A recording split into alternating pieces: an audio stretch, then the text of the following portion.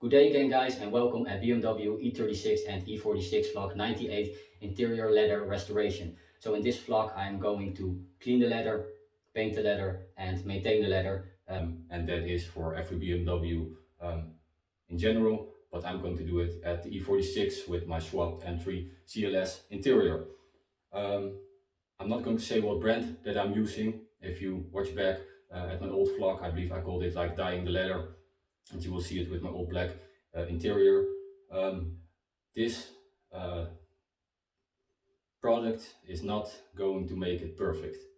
I talked to a detailer, and with all due respect for the detailers under us, this guy earns like 10 grand in one night, and he does Lamborghinis, Ferraris, Maseratis and whatever. And I see him working, and that guy, he really knows what he is doing, and he's like a fair guy. He told me the differences and he showed me what he does and how he did it. And he said that the paint that we are using is much more thicker and you cannot get it like OEM quality. Anyway, that doesn't mean that you cannot get it like protected, so your leather doesn't going to get worn out, and that it looks much better in general. So I almost have the whole line of projects like you can see behind me, and the only products that I don't have is like material that you can put in like a big hole, the glue to paint that material on your leather, and also a mold. If you like fill up a big hole or a wrinkle in your leather and you put leather filler on it, then you will lose all the structure. So that means that first you have like little bubbles in your leather, let's say it like this for the rookies, and when you use all the filler on it, it gets like flat. Then you will see like relief in it and then a flat piece. Doesn't matter so much if it's not a show car, but if you do like really big repairs, then you need to make a mold and push it and copy it, and then you can reuse it. Anyway, in my belief is if you wait for so long, then you waited one step too long. And then I believe like with your bolsters, that's like the most common worn out leather for the BMWs and every nice car in general. Then you're too late, just let that part replaced by a professional company. What I also believe is when the stick soles are gone, then don't try to repair it, because then you have like nice color but your stick soles are gone. And that's a very important tip for me before we're going to start all this. When you use a brush, I'm going to explain every step later, like this, to clean the leather. Don't use it on the stick soles, because you will damage them. And if you look back at my old sport BMW interior, you will see I damaged the stick soles. Also, very important, when you grind it up, definitely don't do it on the stick soles, you will destroy them. And also with painting the leather, don't do it on the stick soles, and if you do it, as less as possible, because it could get dried out. So that's our 3 very important tips. Okay, first I'm going to talk you through all the products that you need. I'm going to explain what it is and how to apply it, and afterwards I'm going to apply it on my BMW E46 M3 CSL grey Napa 5TT, 5NTT I believe, color code, grey interior. So first you're going to need gloves, and use vinyl gloves. That's like pretty important. Of course you can do it without, but trust me, you want to use them. Then you have to get like the biggest dirt off and use like a brush. Can be a little bit bigger than this one, but a brush is just handy for that. Then the first product of this line is this cleaner. A lot of guys on YouTube make the mistake that they put the cleaner on the leather and then they're going to brush it. You're not going to get the best results from that. You need to put this foam on this brush and then hit the leather. Then I get a lot of questions about how many times do I have to clean the leather before I'm going to work with it. Of course, I don't like if people say you have to do it 1 time or you have to do it 2 times. That depends on how dirty your interior is. In my belief, it's 2 times. That's in general. If it's really clean, they can do it 1 time. So let's say 1, 2 or 3 times. And between every time, you have to wipe it off with the soft towel. And I have the original ones of course you can buy them, let's say at aftermarket, or just at your building market. Those are not really expensive, that's why I bought a whole bunch of them. Anyway, so first step, cleaning it, get it off. When you see that after the second layer there's not going to get any more dirt off, then second layers are enough. Still getting dirt off, then do it 3 times, maybe 4 times. The thing is, I have the milled version. They say that the strong version doesn't get your paint off, and that's true. But when you already did a repair, trust me, I tried it and I heard it, you will get the paint off. So from old repair parts, you will get the paint off if you use the strong cleaner. So I always try to do it with the milled version. Okay, I have to do some repairs on cracks. It's just not bad enough that I'm going to buy a new gangsterline or mid-console. I'm going to repair it, and I'm going to use liquid leather for that. But first, if you do a repair, you need this leather cleaning gasoline, and that's really important if you do repairs. So you don't need this step if you're not going to do repairs. If you do repairs, you need this gasoline. Then a big tip is, I don't have a professional air gun over here, so I bought this spray can from the building market, and there's high pressure in it. And when you used the gasoline, then spray out the last dirt with this high pressure. You don't need to do it, but that's the way that if you want to do it as perfect as possible. Okay, then the next step, a professional sanding pad. I see a lot of guys who don't do only the spot that needs a repair, but they do the whole side bolster, for example. Don't do that, because like I said before, you have relief in every type of leather. If you use this sand paper, that's called like that, a sand sponge pad, a sand pad, then you will get everything flat, and that's not nice. So only use this pad for the parts that you want to do a repair on. Okay, then we come to the next step, the filler. They call this like liquid leather, and it's probably mixed in the color of your leather. And I see a lot of guys on YouTube who putting a lot of this stuff, leather filler, on the leather, and they're going to apply it on the whole surface where it's not necessary. Like I said again, if you put this everywhere and you apply it over the whole surface, all the relief will get filled up and you will get like flat leather. If you don't care, be my guest, do it. But I talked to the manufacturer and they said try to fill it only in the open gaps that you want to fill. I would say put it there, then a little bit overlapping so that it's like don't have any spaces in between, and then use something like this.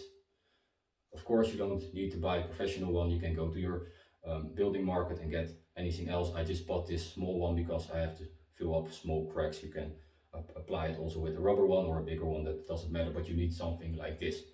And then people ask me how many layers of this. I'm not going to say 1, 2 or 3 because it depends on how big the gap is. If it's pretty small and you're pretty handy and it's all filled up, then 1 time will be enough.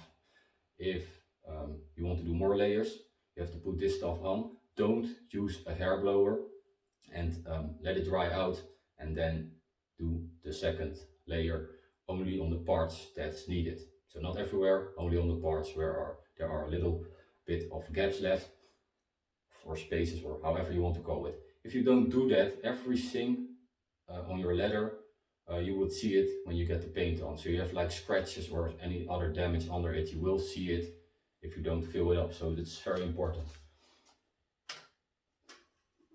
Then I did like a second order, and I ordered this like stift. What does it do? when you applied 1 or 2 layers of filler, then you have to push the stift, and then the liquid comes on the stift, and then you only have to apply it on the parts that's like sticking out. So that's like where you put the filler, where you don't want it to be, or where it is too thick. What does this stift do? It makes the leather filler, or the leather liquid leather, liquid again, and then you can strike it flat without use your sandpaper.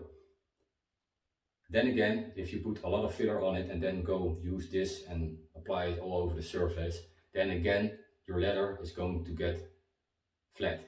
And you don't want that. You want the structure to stay in your leather as much as possible. So only apply it on parts that you need to get flat. Feel it with your hand afterwards, and else try to do it again until you like content with the result. Then guys, like you can see, I've got like 3 sets of sponges. Listen up, this stuff is been made to apply when the interior is still on your car. The best thing is to spray it on. You can use a professional spray gun that you use to paint your car, but you can also buy one at your building market and then spray it on. If you want the best results, you need a primer and then spray on the paint and not use the sponge. I see a lot of guys on YouTube who use the sponge. They're going to get the leather out and they're going to use the sponge. Then you might as well go spray it on, you get a better result. So what I'm going to do, keep the interior inside the car and use the sponge. So how does it work? It's like mixed up on the correct color. You really have to double check it. You have to apply it on the sponge, and then you have to dip it on the leather first. If you dip it on the material, it gets sucked in better. Like if you just stripe it on, it's just on the surface. If you dip it, it really attracts the paint. So the first step, this sponge, get the paint on, dip it into your leather, and then like stripe it on and do like circles. And it's like the same as spraying your car. You need to apply it with as thin as possible layer of paint. So don't go to use 7 layers of paint like the professional detailer does, because they have way thinner paint. I asked the supplier, they say 2 layers would be enough. Most detailers who use this stuff say also at least 2 layers. So what I am going to do is I'm going to apply it on the repaired part. Only apply it there, and then the leftovers I'm going to like put that on the surface, the surrounding surface. So the most paint I'm going to put there, then the surrounding surface. The best result, and the guy who did my leather from the E36, and he really won a lot of prizes, say always work from the stitches all the way to the other stitches. And I see a lot of guys on YouTube that only work at a certain area. And I already tried it with the Sport Montana E46 leather, and you will going to see like spots in it. It's the same as with painting in your cars. You have to apply it as thin as possible and get the paint in one layer. So if you do like here and then later there, and then you're going to let it grab into each other, the paint is not going to connect so good. So you have to apply a whole line of paint, a whole layer, and that's why you're going to need a little bit more paint. So it's going to grab in to each other better. So I'm going to try to do it with 2 layers. So first fill up the repaired part and then only use it over there. And then I'm going to apply 2 or maybe 3 layers for the whole surface, so I'm not going to get spots in it. Okay, then the sealer. What is it? It is made for parts that you repaired or parts that you painted, and it's like the name said, extra sealant, so extra protection. Even if you don't paint a certain part of your chair, like your side bolsters for example, you still need to apply this, and you only need to apply this on parts of the interior that are sensitive to get worn out. So if you step in your car a lot, then you see the side bolsters are getting like damaged, and maybe the part where you sit on, or where you put your arm on, or maybe when you use a lot of wax, then on your headrest as well. You don't need to apply this on your whole interior.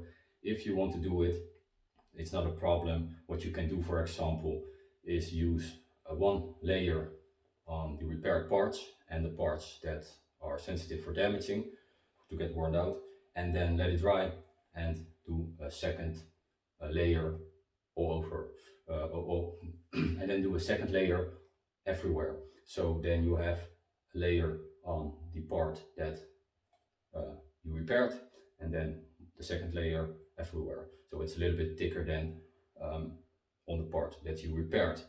The manufacturer told me, the guy who do like the marketing and stuff, that you only need one layer from this, and he said do it only on the parts that you worked on or on the parts that get worn out really quickly, but not everywhere.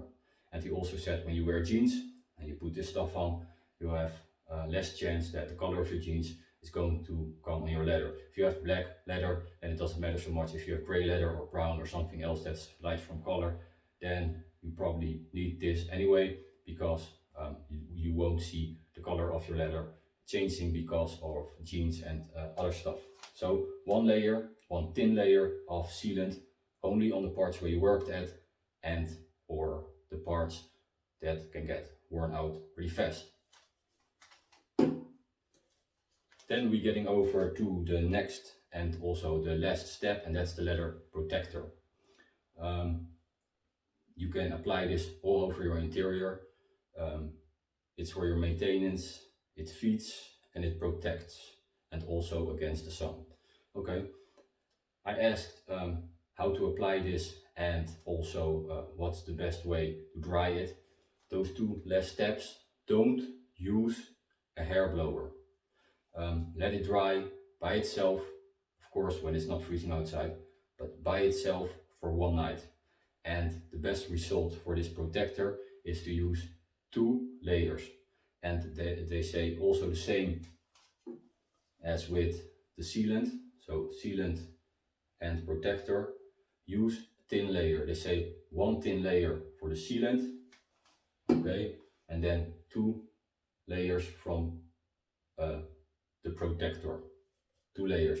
So you can do 2 things, or you apply this, wait until it dries a little bit and apply it again, or when you have the time, apply it, let it rest overnight, so 24 hours, and then apply the second layer. So that's another tip. If you're going to do this, you will probably need like half a day or a day. So anyway, if you do this, then another tip, make sure that you have enough time in sense of applying all the products and also for the drying time.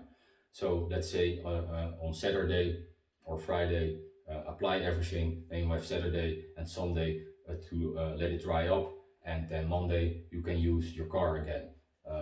If you need your car the next day, I won't say you like would have a problem, but you cannot get the best result. So what I'm going to do is I'm going to apply all this, put this stuff on, let it dry overnight, put this stuff on again, and then let it dry overnight again, and then I'm going to use the car again. So I'm going to need like Friday to put it on, Saturday to dry, Sunday to dry. Okay, you can do this. Saturday is the best. I'm going to work on Saturday to apply all these products. Then I'm going to let it dry until Sunday, and on Sunday, so I have to start pretty early, I'm going to apply the second layer, and I'm going to let it dry out, and on Monday I can use my car again. So that was the last step. If you liked this explanation, please a thumbs up and subscribe to the channel for more updates for the E36 and the E46 as well. But don't go away yet, because I still have to apply the product, and like I said in this vlog already, I am going to leave the interior in, and I'm going to use the sponges to apply it. First I'm going to start with the gangsterling, so the mid console, and afterwards I'm going to clean the chairs, and I'm going to do the left and the right chair. And then one more thing that's very important, the hair blower. How to use it. First of all, the heating option. use the most heated option that you have on your hair blower. This is like a semi-professional one for hairstylists. It's for my girlfriend, so use this and it's going to get pretty hot. And then the fan speed on position 1. Why the fan speed on position 1? If you put it on 2, so it's go blow harder, then it could like move the paint, and that's something that you don't want. So use temperature on the hottest and the fan speed on low. Then some guys use like a heat gun.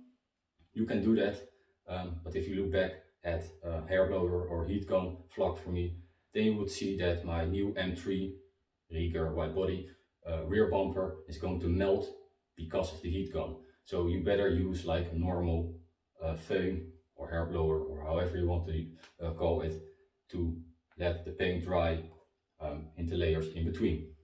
Very important tip. Okay guys, one more tip before we're going to start. This filler is not meant to put in folds. So if you have folds in your leather, don't use the filler to fill it up. This stuff, this liquid leather, has been made for cracks and for reparations when you have a hole in your leather, and not for the folds. And the same as with a leather jacket, it looks pretty nice when you have folds in your leather when it gets older and the color is on. So don't use this for the folds in your leather, just keep the folds in. Okay guys, here you can see the folds. You can't fill them up with the gel. These are the cracks, and you can fill them up with the gel. So folds and cracks. So like you can see over here, I would zoom it in a little bit, focus. Okay, there are quite a lot of cracks over here and a rip going on over there. Everything that you can feel with your nail is too thick. All this stuff is like cracked paint, so you can fill that one up. If this is a little bit more, then you have to glue it and put some extra material behind it. This is like the border where you can fill it up. So I'm going to fill this up, the whole piece, and I'm going to try to fill up only like the gaps or the cracks and not all the way around, because then the leather would lose like its structure. And like you can see, there's a lot of grease and dirt on it, like here as well. So I really have to clean it good. Like I said, if you want to do this good, you have to go from here all the way to there. So from stitches to stitches, they're called from seam to seam. This is to repair the color, but it's not really made to like paint everything. You can do it, but like these sides are pretty good. Of course there's no worn on the side, only what you see here, a little bit damage. So what I'm going to do is I'm going to paint this. I don't think I'm going to paint these sides. What you can do is put 1 or 2 layers over there and then 1 layer all the way around. But we'll see how the color will be. If it's too much difference in the color, I would give this like 1 layer. We're going to start now, guys.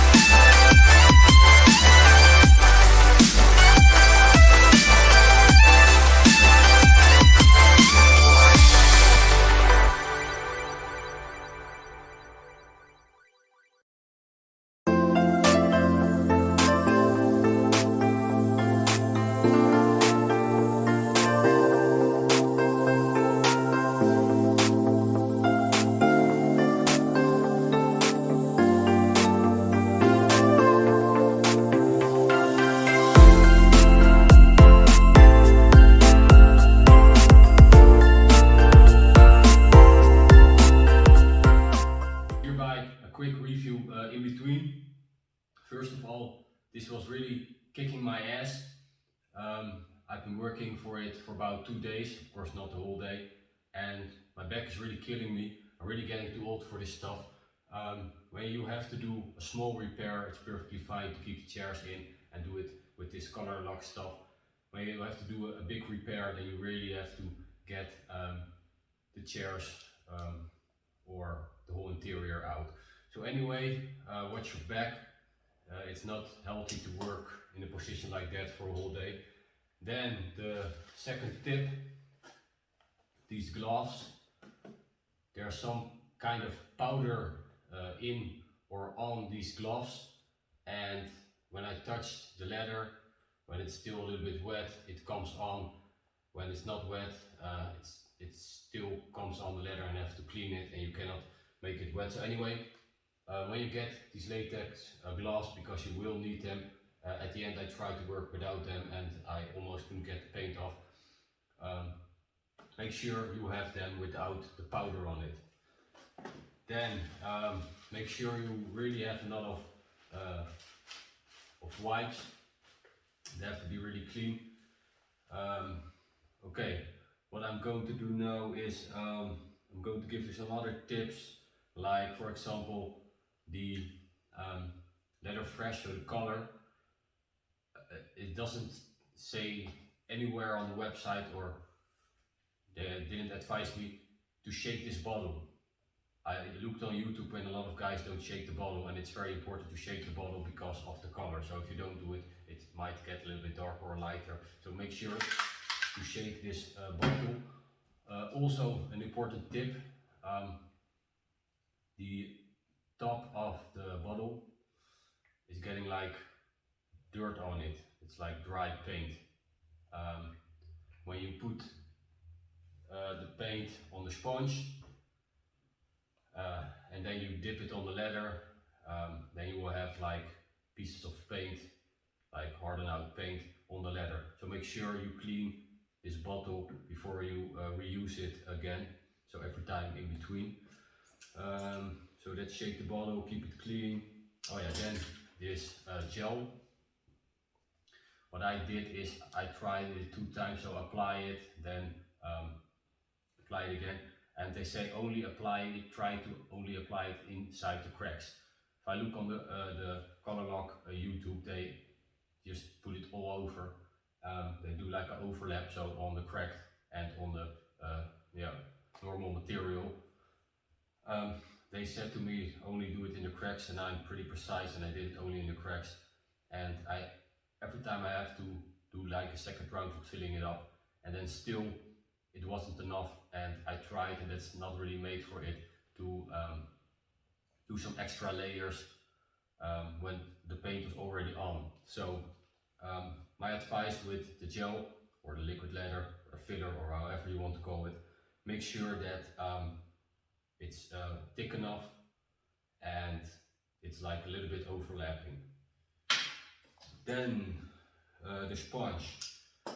Yes guys, I dropped a sponge because I had 6 of them and I thought it was enough, but I should buy another set. When you drop it on the ground, of course there's going to be dirt in it, but also when you use it more often, like pieces of the sponge come off, so there's going to be like a little bit of black sponge inside your paint when you use the sponge too long. So make sure you put it away on a place where there is no dirt, and make sure you have more than enough of these sponges. Don't have to be the original one, so the sponge don't come off. Then the brush works perfectly fine, but they are not hairs of God, so you can use like a soft toothbrush or something else to hit the corners, because if you use this brush for your stick soles, then it will damage it. So I was trying to do it like not touching it, and I'm pretty good at it, but still you're going to touch your stick soles and they're going to come loose. So you need a smaller version of this one, but this is pretty good for like the bigger pieces. Then the cleaner, I have the milled version. The whole bottle is already empty, so I would advise to get a big bottle or to get 2 bottles.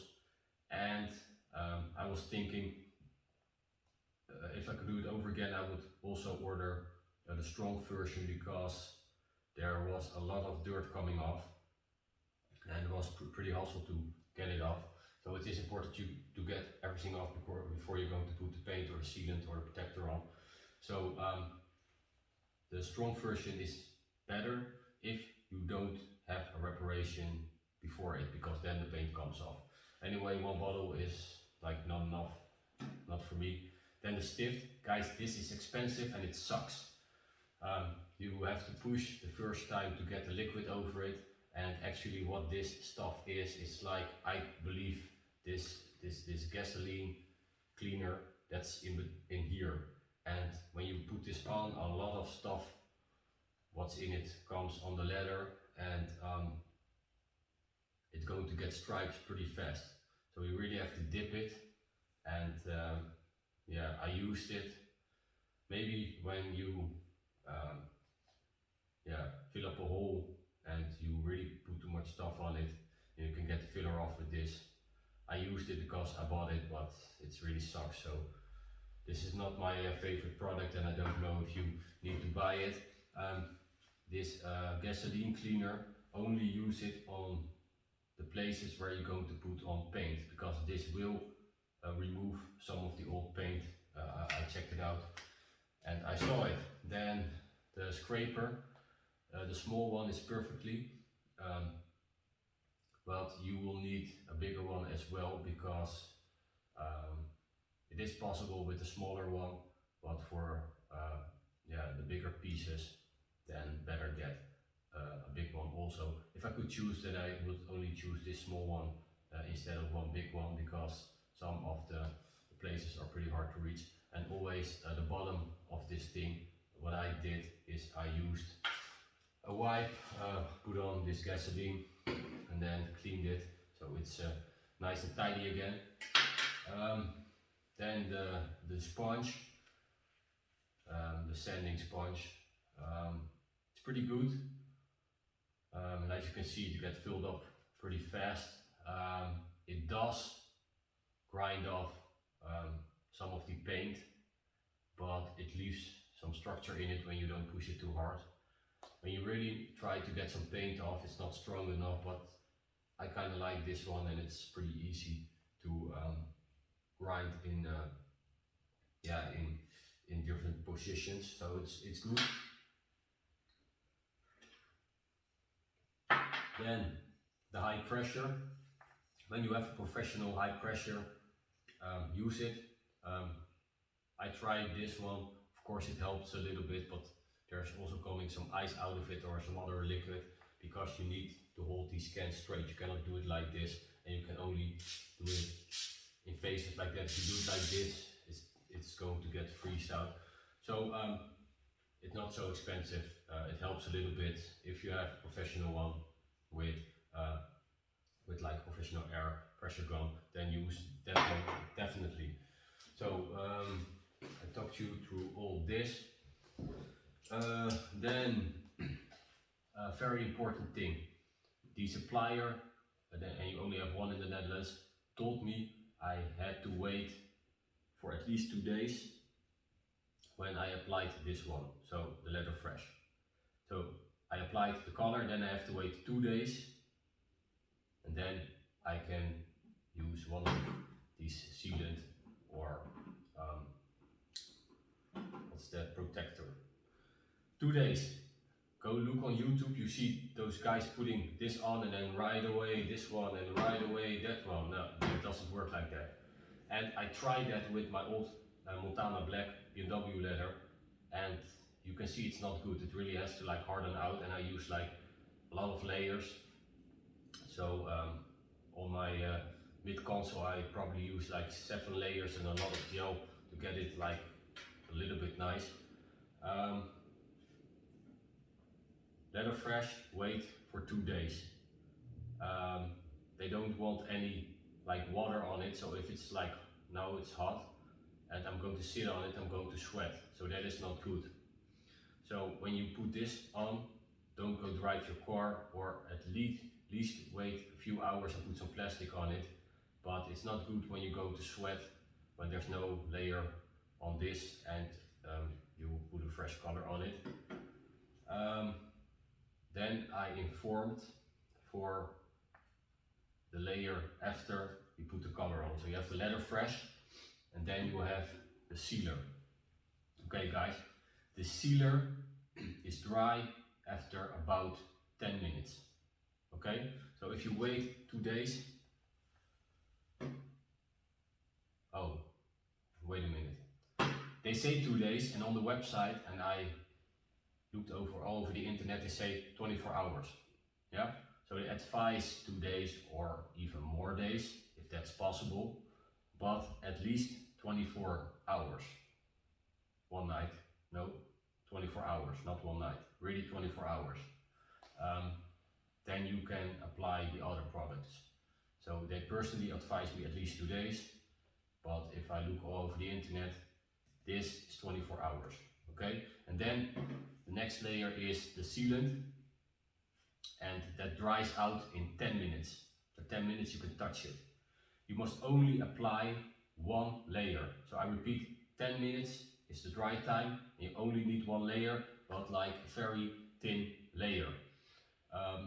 After 10 minutes you can touch it, but it's better to get this 1 night overnight. So you put it on, and 1 night you don't touch it, and the next day you can start with the leather protector. And the leather protector also need 1 night to dry. This stuff gets dried out after 10 minutes. This stuff doesn't. You really need it to let it absorb by the leather in 1 night. The sealant, you need a very thin, and I've wrote some forums that the steering wheel is getting sticky. The sealant must be in 1 layer, yeah, 1 layer and very thin, okay, and then 1 night. Then you come to the leather protector, you put on 1 layer and you wait 1 night, and then you do the second layer, because this stuff works the best after 2 layers. You don't have to do it, but it's better when you do 2 layers. Okay, then this is really important, because I see a lot of guys using this COLOURLOCK stuff, and everybody's doing something different, and they're doing some steps wrong, or they forgot some products. This sealant is for new leather or for repaired color leather. Okay, they said, so the supplier, the only supplier in the Netherlands, said that this stuff only needs to be on your side bolsters, on the places where you sit, on the places that is worn out and what you have painted, so maybe your armrests and stuff, and for the rest you don't have to do it. I did some research again, you're welcome again, and what they advise is to put this stuff with a thin layer everywhere in your interior, and then the parts like the bolster, the side bolster where you get in and where you shove over and where you sit, and your gangster lean, do it every 2 or 3 months.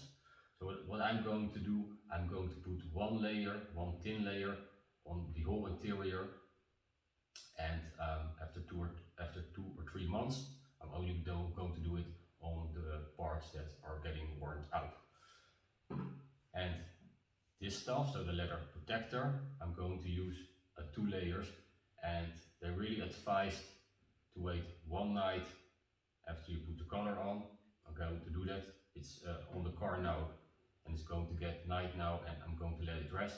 Then tomorrow, after the 24 hours, not only 1 night, it has to be, so if you done at like 4 o'clock, then tomorrow at 4 o'clock, then you can put on the thin layer of the sealer, and it has to be thin.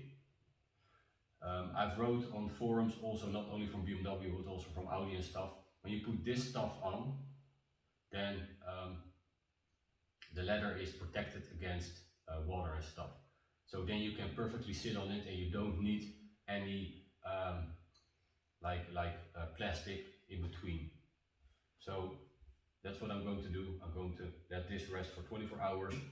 Then tomorrow I'm going to put this sealant on, and then I'm not going to touch the car for 1 night, and then I'm just going to work and whatever with my car. But I saw the guys on the forums, they say that when you put this on, it's already protected, and don't go too fast with this protector. They say if you go drive only with this, the paint going to come off. If you put this layer on, so from the sealant, then it's perfectly fine. Just wait a few days, maybe 2 or 3, and then start with your first layer of protector. So that is what I am going to do. I also got the back seat out. It's pretty simple, you can just click it out. I believe I have to do 1 repair over there, but my cleaning is low, so I have to order a new one. I'm also going to do the leanings in the doors, but I'm going to do that when I'm going to put dynamat in it and stuff, and new clips. So I'm going to do that in another vlog. So what I did in this vlog is I did the mid console and the 2 chairs, and I'm also going to work at the back seat, but that's not like really important to see. The most important thing was mid console. Like I said, maybe 2 or 3 layers. I really had to use 7 layers, and it's like, it looks fine, but it's like very thick layers, and the structure is almost gone like everywhere, but it looks fine.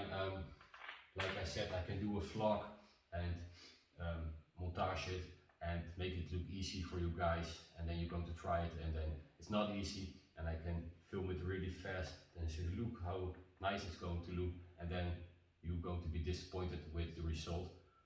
If I can grade myself, I would give me like a 8.5 for the result that I did now. If COLOURLOCK would see this in real life, I think they would say you do it better than average, duh. So am I happy with it? For now, yes and no. Yes, in the sense of my main goal was, and still is, to keep the paint and the stitches in a good condition, and to keep your leather good, to make sure that the paint is still on. When the paint is off, then the leather starts getting worn out and getting holes in it and stuff. So my most important goal was to get the paint everywhere.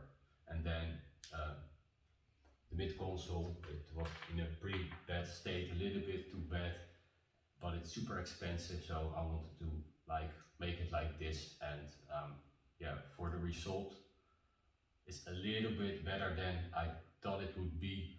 The paint, that's a big tip. You really need your hair blower. If you don't use it and you just put it on in the sun, that doesn't work. I thought it was good when the sun was shining on it, but that's not good. The best thing is when you have like shadow or a little bit sun, but not sunlight direct on the paint, because it dries, but it dries on differently. When you do the hair blower on it, you really see it getting absorbed by the leather, so you really need to do that. And what I did is I tried to get 1 layer on the leather, and then you see me dipping, so the stripes goes away. So I'm getting it like equal, and then you see the stripes everywhere, and I'm like dipping it, so the stripes goes away. And yeah, what I did is with the last pieces of paint, I just do it like on the sides, and then I use the hair blower and I try to go from seam to seam. Anyway, you don't really need to do it. The color was mixed pretty good, so you can also just do just certain areas. Anyway, like I said, tomorrow I'm going to do this sealant on. Then I don't going to touch the car for one night. I'm going to use the car, and then after 2 or 3 days I'm going to use the leather protector, and I'm going to clean the back seat. So this was like a short review in between, and like I said, this is like a fair review. It's not a sponsored deal, and I'm not going to make it look easy or make the result look better than it is. It is pretty easy when you do a small repair and you don't want to put so much money in it. You do need to have a little bit feeling in your hands, or else you will fuck up your interior for sure the first time. But anyway, it's yeah, it's good enough for now. Yeah, I do like the results a little bit better than I thought, and it went a little bit easier than I thought. Only it took a lot more time than I thought. Okay guys, if you are that stupid that you are going to drive your car after just a few hours when you painted it, or when you have an emergency like I have to get cigarettes and I have to get some energy drinks because I have to make the vlog. So make sure seriously that when you get in the car you step over your bolster, so don't slide over it. Make sure you don't wear any jeans, and your trousers has to be like long, so no short jeans or trousers, and long sleeves, so you don't touch anything with your skin. When it dried out for 3 or 4 hours and you don't sweat and you don't move too much, then it is possible to sit on your leather like now. I'm testing it, but it's better not to do it. But like I said, when you have an emergency or you want to go somewhere or need to get somewhere, it is possible, but try not to move so much. I put the armrest up and didn't touch it when I got in the car. Anyway, I gave you some tips. Better not use them, but if you drive your car without a protection layer on it, then use those tips, or else just be patient for one day. Later. Okay guys, another big tip, and I'm serious. When you just painted your leather and you have some beverage, keep it in your hand, or don't put too much in it, and put it in your cup holder, because you don't want to spill that on your new painted leather, especially when you don't have a protection layer on it. Hey guys, just a quick review with driving the car just a few hours after I painted it without a protection layer on it. It was 4 o'clock, so it's now between 4 and 6 hours ago I painted it, and now I drove it. I just checked it with the light, and the paint didn't came off and it didn't look weird. Anyway, it was pretty hot today, so that probably helps. You can put on your seat heating when you have it. Anyway, it is possible, but please use the tips, or just don't use the car when you don't have to.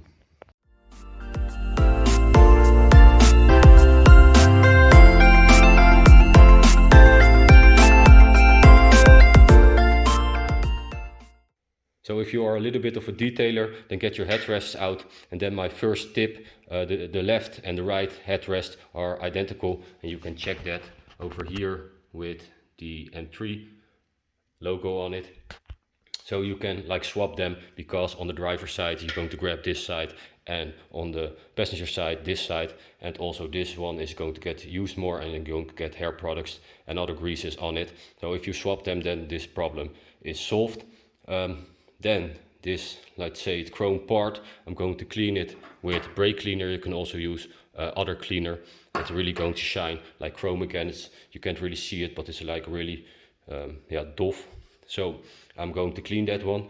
Then I'm going to clean the leather with the milled cleaner. This is a light color of leather, and it's like pretty hard to get all the dirt out. So you can also use the stronger version, but be careful with that. And you really need this brush, because the dirt is not on the surface but between the nerves of the leather. And make sure, I already gave you this tip with the seats, make sure you don't hit the seams with this brush, because they will get damaged. Really be careful with that, guys. So the driver's side, there's a lot of dirt on it, and this stuff doesn't get greases out, silicone and waxes like hair products.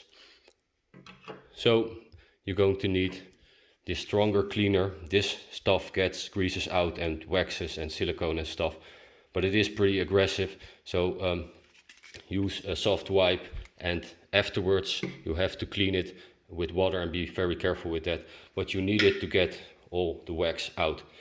Then there are like pretty stuck. So what you can do, if you have a person who adjusts the headrest a lot, you can spray them in with this dry PTFE. I use the wet version for my gym equipment, and it's super good. It's very thin and it stays on very long, and it gets super smooth. So what you can do is you can spray it on here, use a glove, and then spread it all over. What you can also do is use this universal grease, and you can put it on with an air stick, and then only use it at like the second and the third one. I'm going to use the universal one because I have kids and they might going to grab it like this. Then I've got an advice from my old car styling company, and they said always put your headrest all the way down and then one click up. And I have some Suriname friends, and they're always chilling in their car, and they also do one click up and then get the headrest and put it towards you, so you can put your head on that. If you're really tall, you have to put it up, but it doesn't look so nice. So when it's all cleaned, I'm going to clean it while they're off, and I'm also going to apply the sealant while they're off. A thin layer, I'm going to put it everywhere, so here and on the sides, on the bottom, everywhere. And I'm going to use one thin layer. After 3 months, then you have to apply it again on this surface, because it's like a worn part or a worn out part. So it needs extra protection. And for the rest of your headrest and the rest of the interior, you have to do it every 12 months. So on the parts like your side bolsters and stuff like this, every 3 months, and the rest every 12 months. So after I apply this, I'm going to put them back in the car, and then it has to dry for 1 night. And then you can start with the protector. This one also has to dry for 1 night, and it works better if you apply 2 thin layers. So that's what I'm going to do.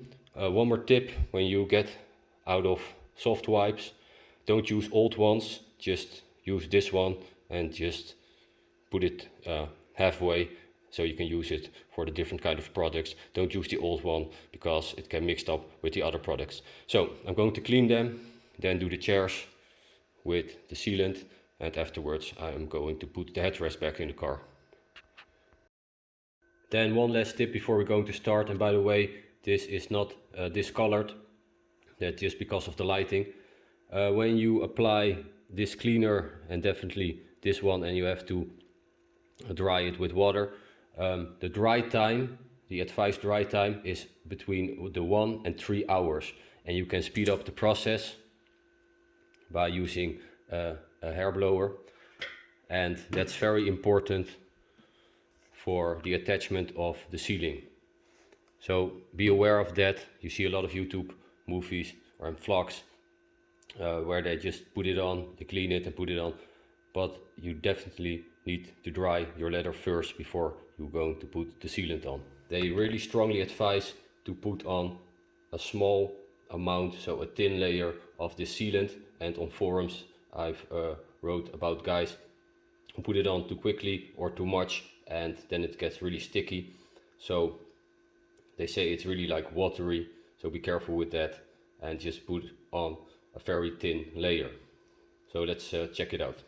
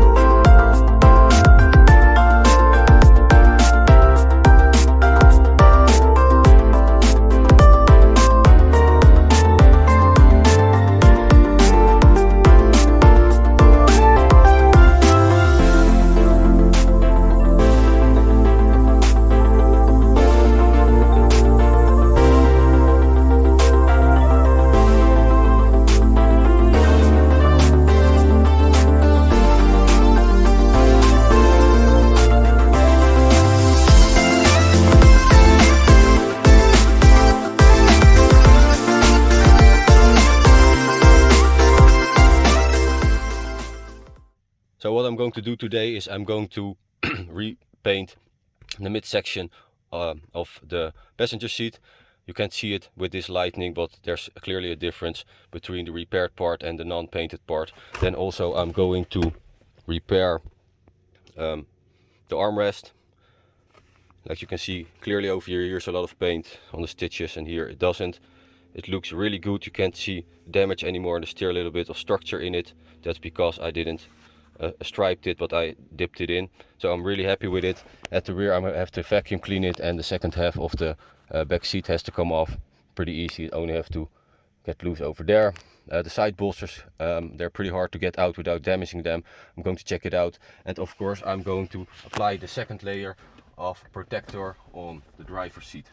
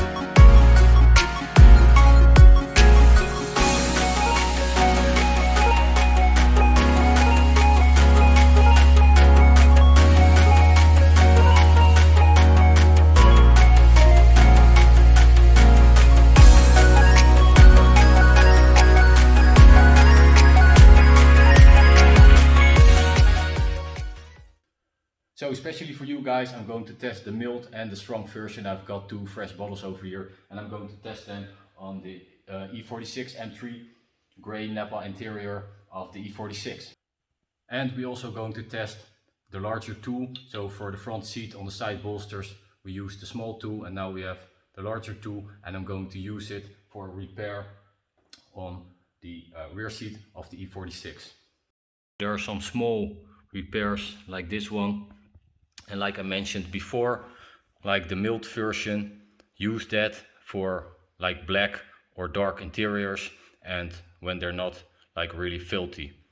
When you have a light interior like this gray one, or white or brown or another light color, use a strong version. I tried this first, but there's still a lot of dirt left on the front seat, so I'm going to try the strong version. This is not repaired yet, so then you can use the strong version.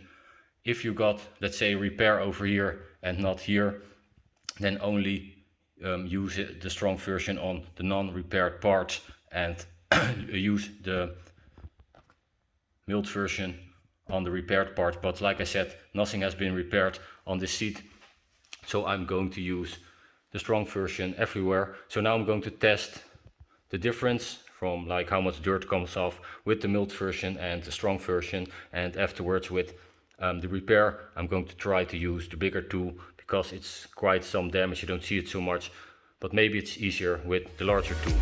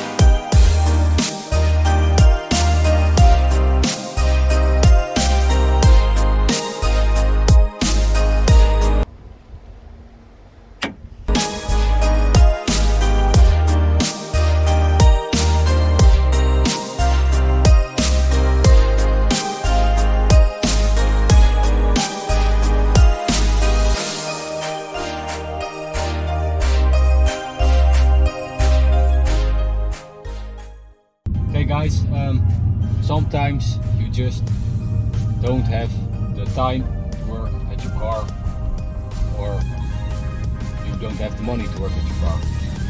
and of course sometimes you into situations that you don't feel like working with your car, or just like general that you don't feel like working at your car.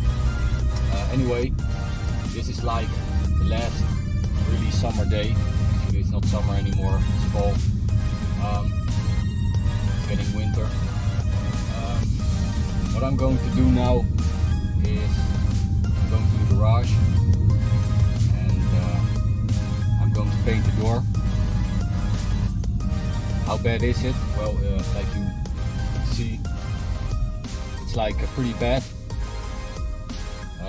The door itself, from like the outside that you see, is like more rust on the surface, but on the inside the material has been eaten up, so I could put some filler in it and stuff. But then when I paint it, it's going to start rusting from the inside, and then the door starts rusting again. And with this BMW paint, you really see the difference in the clear coat. So if I put in a door later, then I have to respray the whole side again. So that's not what I'm going to do. I'm going to prepare it now. What I did is grinded it up in bare metal, some RC 900 rust converter onto it, let it dry, and then I used a primer, but I didn't spray it on. I used like a stick with, what do you call that, pencil on it. It's a little bit thicker. I didn't use any filler because it doesn't have to be perfect, but the primer was so thick that I could fill up the I could fill up the holes with it. So what I'm going to do, I have some waterproof sandpaper. What I always do, I use 180 for, I'm going to put the rust converter on it, and then at least 240 for the primer. And after the primer, do like at least 400 or 600 sandpaper, so it's nice and smooth. What I'm going to do is I'm going to grind up the whole strip from the door, and I'm going to put on some paint. I've got a can mixed up, custom from this color. I'm going to spray that on, and I'm not going to use a clear coat because it's only like temporarily. There has to be a lot of other stuff fixed on the E46 and E36, so I'm not going to paint the car yet. Also the damage on the bumper is still there. I'm going to do that later. So yeah, that's it for now. I'm going to get some energy drinks, and then we're going to head up to the garage, do some more bumping and grinding, and then mask off the car, paint it, then I'm going to start working at the interior again. So we'll talk to you when we are at the garage. They cleaned up over here. So it's a mess again.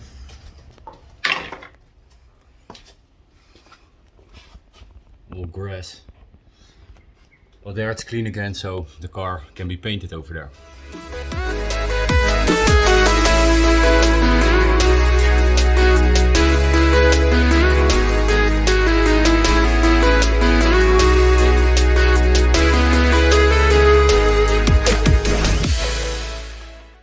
Always check your step in the corner. One layer of sealant, and then afterwards only on the corners to maintain it. I am going to use not the strong version but the mild version, because it's no need to respray this one. So I'm going to clean this with some oil cleaner, and then put some dashboard stuff to refurbish it again, and then we're going to put one layer of sealant and then one protector layer, no two, and then this is done. Side bolsters, we're going to use the strong version of cleaner, and also one layer of protector and one sealant.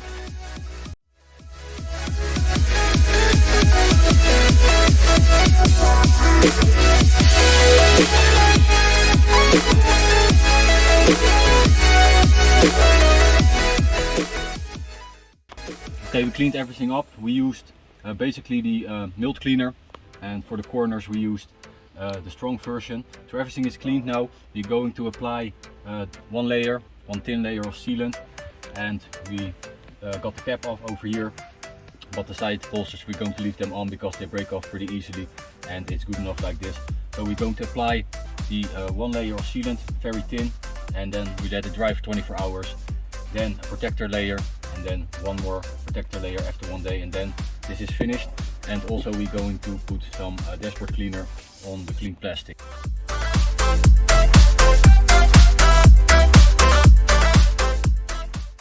I was looking all over for my car papers from 2 BMWs.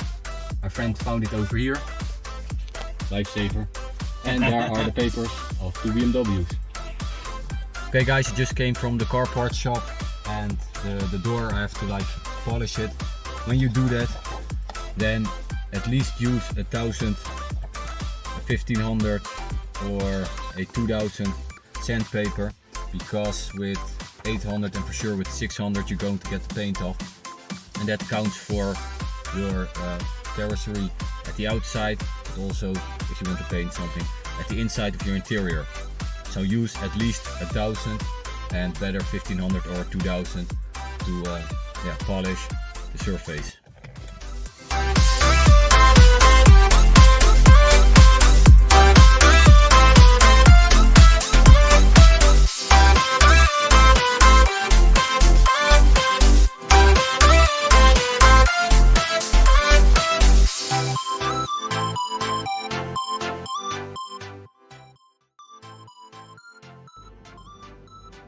So the rear seat backrest is in a pretty good shape.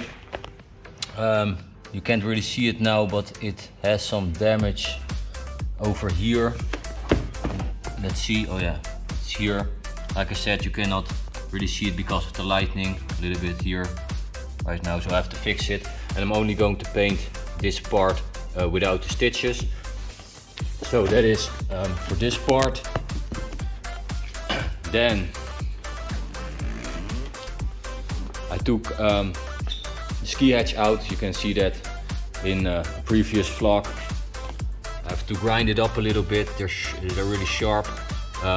Put some rust converter on it, and I'm probably going to use some hammerite, or else you have to put on a base coat, so primer, and then matte black or high gloss or silky gloss, and then you have to put a clear coat over it. And if you use hammerite, then you only need the rust converter, and then you put hammerite on. You don't need a base coat, and also you don't need a clear coat. What I'm going to do is I have to get this too loose, get it off, and then paint that part also a little bit, so I grind it up a little bit. Like I said, I always use a 180 for the base coat, and also for the rust converter. And then for the color coat, then I use 240, and that's good enough. And I also need to get this straight. I do that with iron. Then I need to put some, they call it in the Netherlands, glitterband, so I can mount this nicely. And for the rest it's pretty good, so I'm probably only going to clean this one.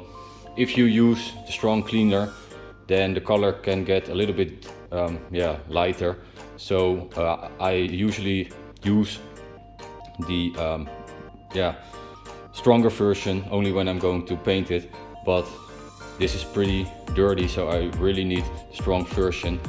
So maybe I'm going to mix it up a little bit. One layer I try to get the dirt off with the strong version, and then the mild version. And what I'm also going to do is this one while at it, and this is already nicely kit. Maybe I'm going to paint this a little bit, but that's it.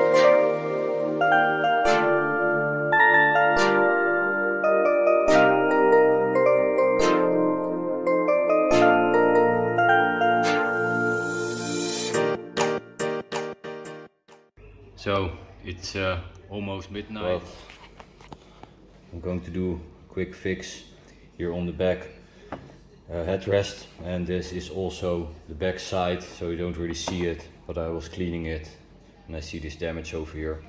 So I'm going to fix that, put some paint on it, and then tomorrow the first layer of sealant and then later the protector.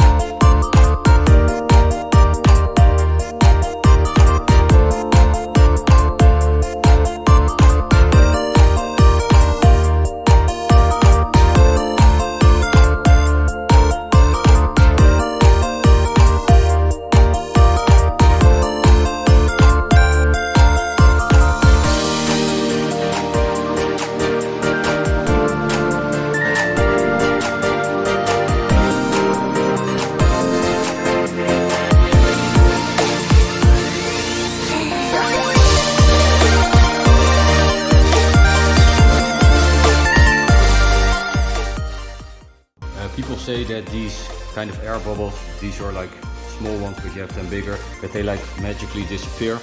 Don't use the side with the paint on it, but some clear side with no paint, and dip it off.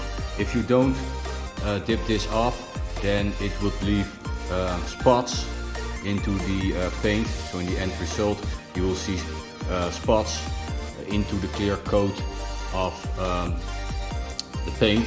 So always make sure that the air bubbles are out before you're going to use foam and dry it. To make sure you don't have color difference, it's really important that you go all the way to the seam. I like not to hit the seam because that is not good for the wire, but anyway, as much to the seam as possible. Then with the blow dryer, don't go hit the whole surface like this, no. Start at one piece of the ladder and only go, I don't know if you can see it, to the next part when everything is dried up. You see it like over there, a little bit hard to see, but there are like spots left, and it really has to dry out completely before you go to another spot. If you don't do that, then it's also going to leave spots behind and you don't have an equal result, as you can see over there. So don't just do it like this, really look where it needs to dry.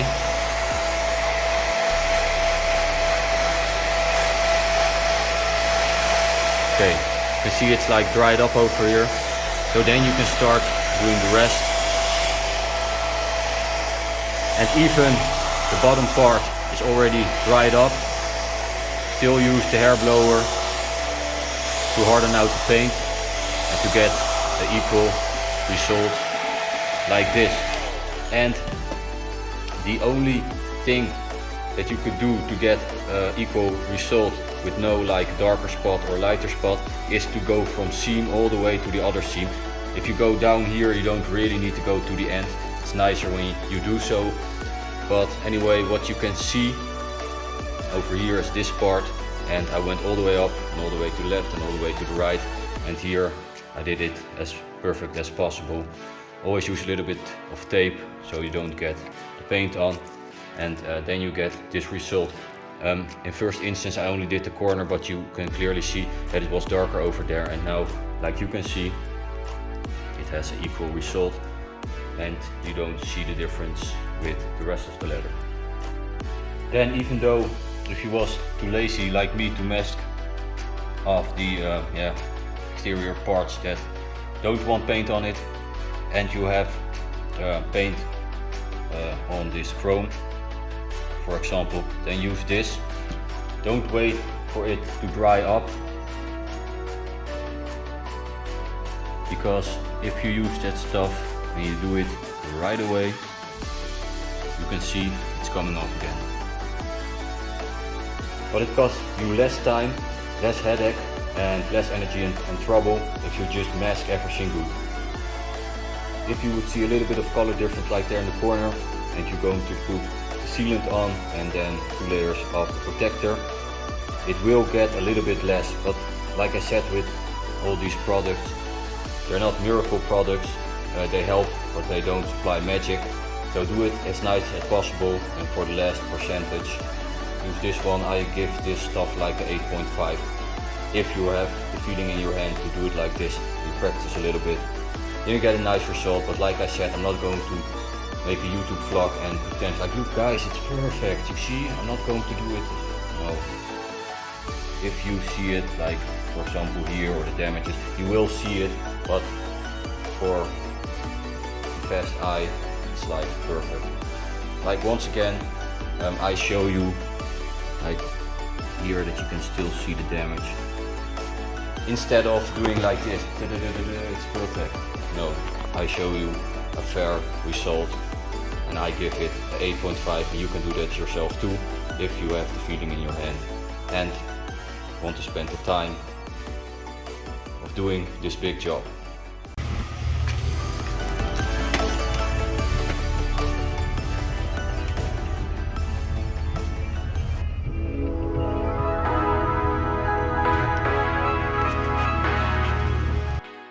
I used a new sponge, and this one and also this one went right straight in one time.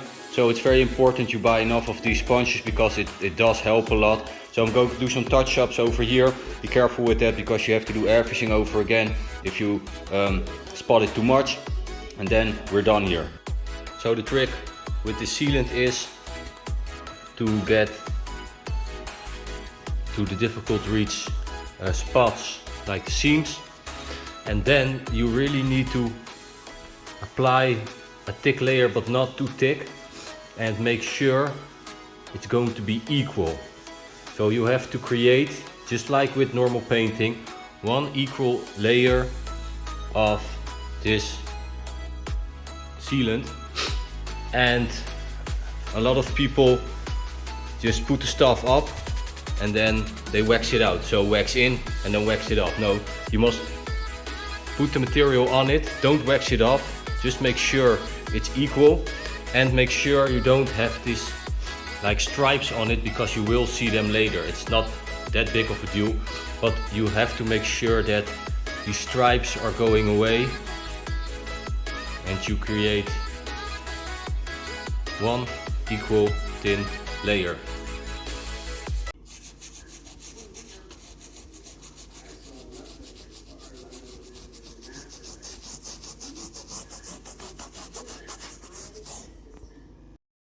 So the same as with your rear head shelf, so where the speakers are in. If you paint them or clean them, how do I do it, people ask. It's actually quite simple. There are some hairs into it, and I strike them first all to one side and like clean them, and then when I'm done with it, I strike them back. And before this I used a brush and I used the leather cleaner, but you can also use some regular hole cleaner that you use in the house. So if you like clean or paint this way, then all the hairs into the fabric are getting painted or they're getting clean, just like this.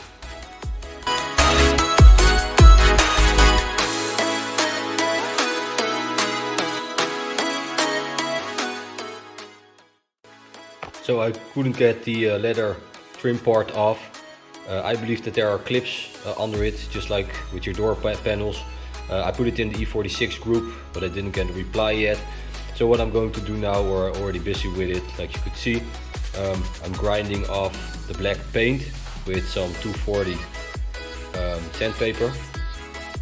And like you could see on this side, here is the paint off.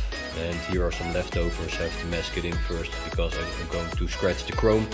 I'm going to get this off, get the base primer on it, and then try to color it with COLOURLOCK. It's not supposed to be a product to paint a whole part. but I believe that is possible, and I don't know if it's going to keep sticking on. So that is what I'm going to do, and this is just like I want to try it, and if it works, it looks really nice, because you cannot buy this one with the Napa gray interior paint, because there's no M3 with this knob. So I'm going to try to make it myself, and I'm going to come back to you guys later when I'm going to put the base primer on it. Okay, I'm going to show you guys how I do it. What you can clearly see over here is here's still paint on it, and here it's off, here also. So like I said, you need 240 sanding paper, you need water, and make sure that the paint pieces are staying out, so refresh the water once in a while, and be really careful with getting this off, and make sure that the leather is like wet enough. And like I said, the parts that are shiny, there is still paint on it. It's hard to see like this, so you need a soft towel to check it. You can see it is getting off. If you get too much off, then the leather is going to get damaged and scratches right away. So you have to do this step by step.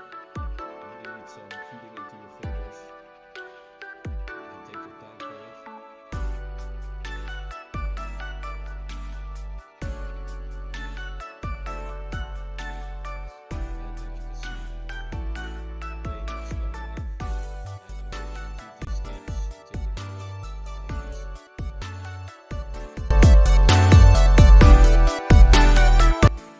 So if you are working at your shift knob, you can still use your manual, because the shift knob, when you push the button, it locks, and now it doesn't lock anymore, so you can use it like all the time.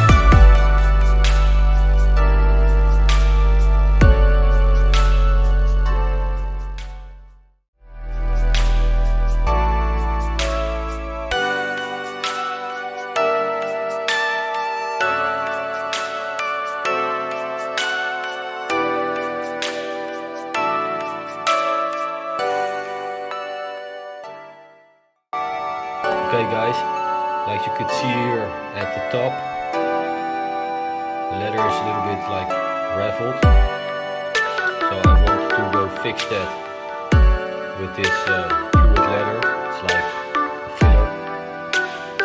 This leather feels almost like suede. I didn't know what was under it.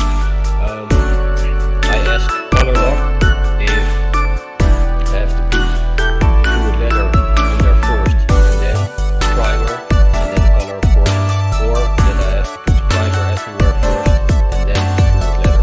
So I'm going to wait for their reply, and of course tell you guys what to do. For now, I'm going to let this dry.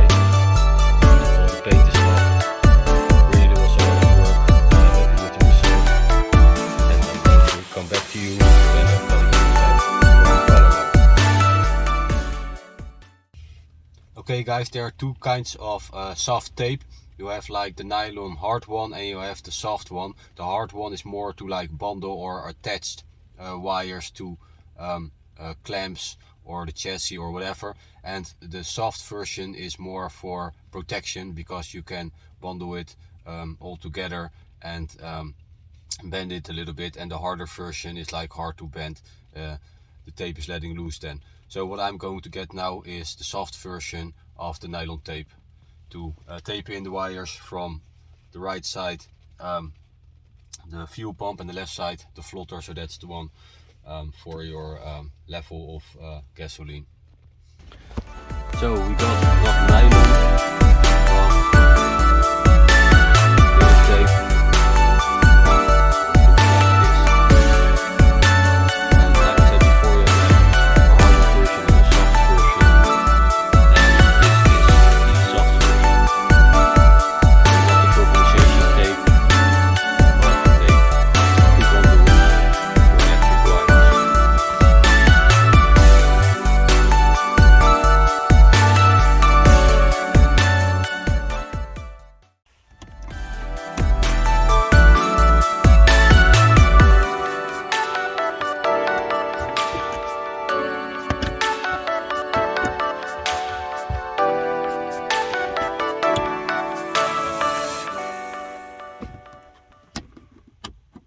So you're like not supposed to get the back seat in with your mid console in, but with a little bit of bending and pushing you get it in. I didn't clip my fingernails, and you're supposed to do this with gloves and with two persons. I scratched it up a little bit here with my nails, but the result is nice, and that part comes later. So when you get your back seat in without get everything out, make sure you push back the side bolsters because they bend it a little bit, and then it stays like this.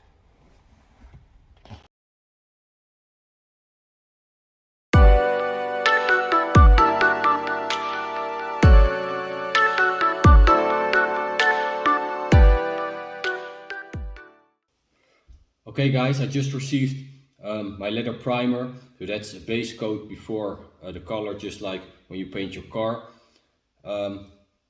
First of all, I really took all the paint off, also in the corners. It took like forever, but it's a nice job to do, and if you want to do this nicely, you really have to do it like this.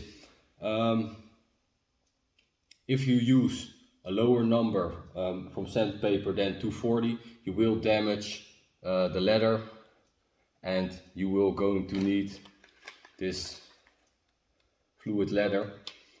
So how did I do it? I used the 240 and really hard to reach spots. I used a little bit higher number, but once again then you're going to damage the leather. I tried this sand pad.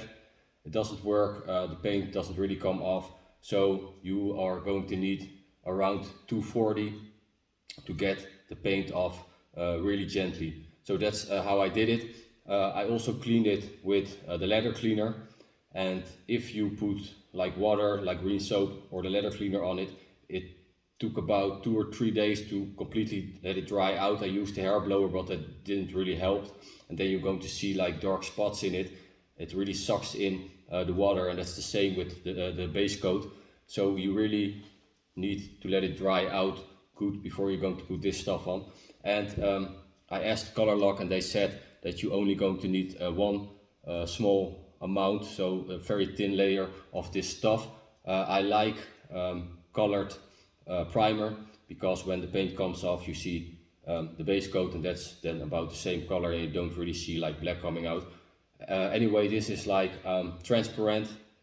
That's good when you do your chair or whatever, but if you have like a dark background, then you can better have a color in it, but COLOURLOCK only has this base coat. So I'm going to use this one.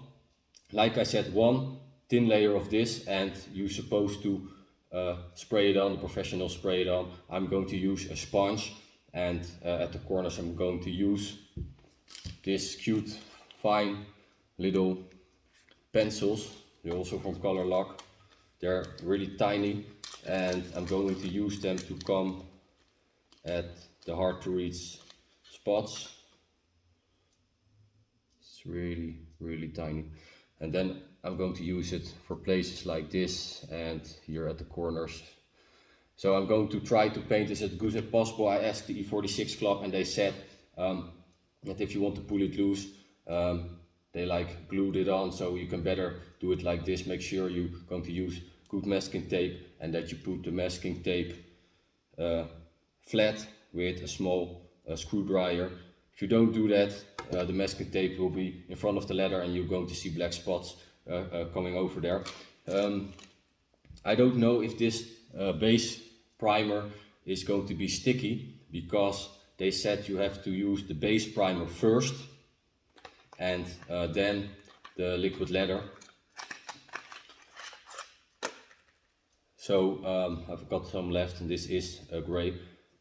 So I'm going to put this stuff on. I'm going to let it dry for a day, and then I'm going to put this fluid leather on the spots that are ruffled up, and then I'm going to let it dry for at least 2 days. And that's really important, because you're going to see spots in it, and after 2 days it gets a little bit less. And afterwards I'm going to use one sealant layer, also very thin, and then I'm going to use 2 protector layers. So that's like a little bit normal. You're going to use 1 sealant and then 2 protection layers, and you're going to need 1 night of rest to let it suck into the leather. And like I said before, you have to put it on and make one surface and not going to try to dip it in, just try to make one smooth surface. So it's not like completely dry, so I'm going to wait a little bit and put the hair blower on it, and then I'm going to start painting it with the primer, so not the color yet. What you could see at the painting of the mid console, I tried this pad. It's a 4000 pad, so that's really making it smooth. I did the whole mid console and it's really smooth now, but actually this is for like if you paint a surface and you see like really like sand on it, like you can feel that there are little spots on it, then you can use this stuff. So this stuff is not meant to be to make it all smooth, just for some little sand feeling spots. Anyway, I'm going to use this after the paint is dried up, and then I'm going to use the sealant and then the protector. I hope that it's not going to get too sticky, so I could put this on. I can not put a masking tape on it when it's sticky. So the corners where it stops with liquid leather, I'm going to dip it with the stick, and I'm going to try to make it smooth, because everything you see before you're going to paint it, you're going to see afterwards as well. So it has to be as perfect as possible. So yeah, like I said, I'm going to let it dry until I don't see any dark spots over here anymore, and then I'm going to apply this primer coat. I'm going to put it in a cup, then I'm going to dip it with the tiny little, what are they, pencils, and I'm going to do the hard to reach spots first. Then I'm going to use the sponge, and I'm going to try to hit the spots with the corner of the sponge, and then I'm going to dip it in. I'm not going to say I'm going to use 7 layers. First layer I'm just going to dip it, then I'm going to dry it with a blow dryer, and then I start over again until it's all covered up. And when it's covered up, I'm going to use 1 or 2 layers. So I don't know yet how much layers that I need. At COLOURLOCK they say that you have to use as low numbers of layers. That's better, so a little bit thick, but not too thick, of course. So I just have to like find out when it's going to be all covered, and then I'm not going to use 1 but 2 little layers over it, and then the coloring is done and the other layers can go on. So that was it for now. I'm going to let it dry, and then I'm going to come back to you guys. So first of all, before we're going to start, what's on the package? It only said that you cannot save it under 5 degrees Celsius, and you have to shake it up before you're going to use it. And I already shaken it up, and you can see it's a little bit like, where's the camera? It's a little bit like foamy. So one more tip, I tried to do like different kind of stuff to place it for when it's going to be dried, and I thought I'm going to use a bottle or something, but then you're going to hit the bottom. So the only way to save it when it's painted, it's like this, because it doesn't hit any of the leather. So this is the only correct way, and I just found it out by coincidence. So I'm going to put a little bit of this COLOURLOCK primer. Oh, you have to cut it. Great.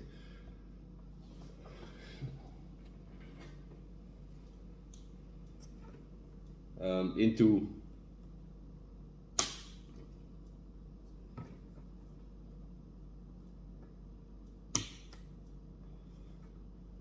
so what I'm going to use, I have this supplement over here. I'm going to use the cup on top. I'm going to put some primer into it. It's like super watery.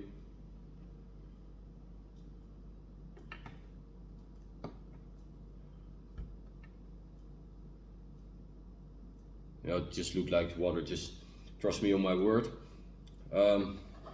Make sure that all the dust is off, and when you use this high pressure air, make sure you don't shake it.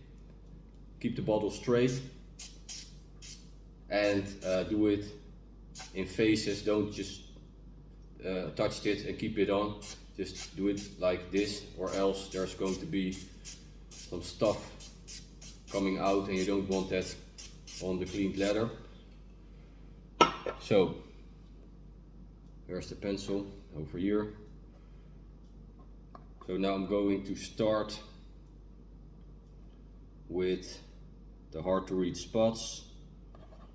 Let's see if it works.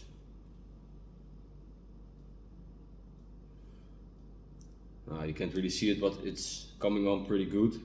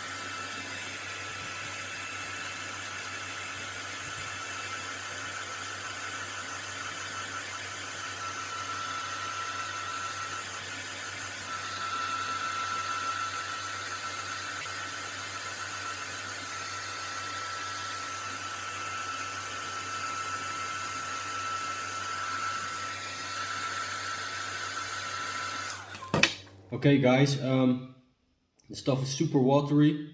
It comes everywhere, so I cleaned it up.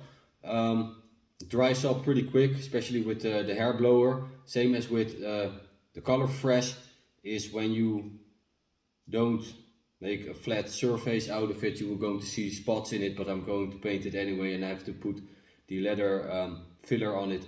So I'm not going to hit it one more time because they explicitly said that I have to use a thin layer, and it's also getting on pretty thick, but it's like looking like a suede or something, and it really sucks in the leather. I want the color to also suck in it a little bit so it attaches better. Anyway, I'm going to let it dry for a little bit. I'm not going to wait overnight, and then I'm going to put the filler on the raffled colors, and then I'm going to start painting it.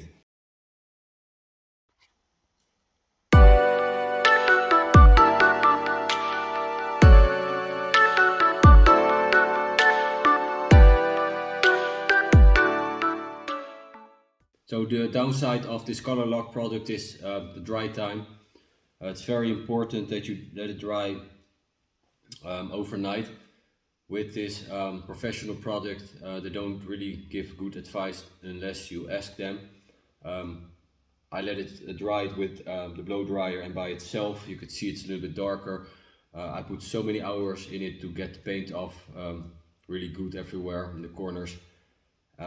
If you have the patience and the time, just let it overnight. I think that would be better, but for now I am going to start applying the filler, and I have the two spatulas, and I'm probably going to use the small one more. So let's try it on top. I'm not going to mask it off on the leather, so I'm going to use as minimal as possible. Let's see. I thought that you should use the filler before the primer, but they specifically said not to do that. Put the primer everywhere, one thin a layer, and then put filler on it. So that is what I am going to do. And if you look on the forums, everybody says that the drying time is important and that you like dip it on. But like I said, not only dip it on. First make sure you got the paint everywhere and then dip it on. Anyway, I'm going to put the filler everywhere and let that dry with the blow dryer. Probably going to use a few layers. Then I'm going to use the stick, and then we finally going to paint it.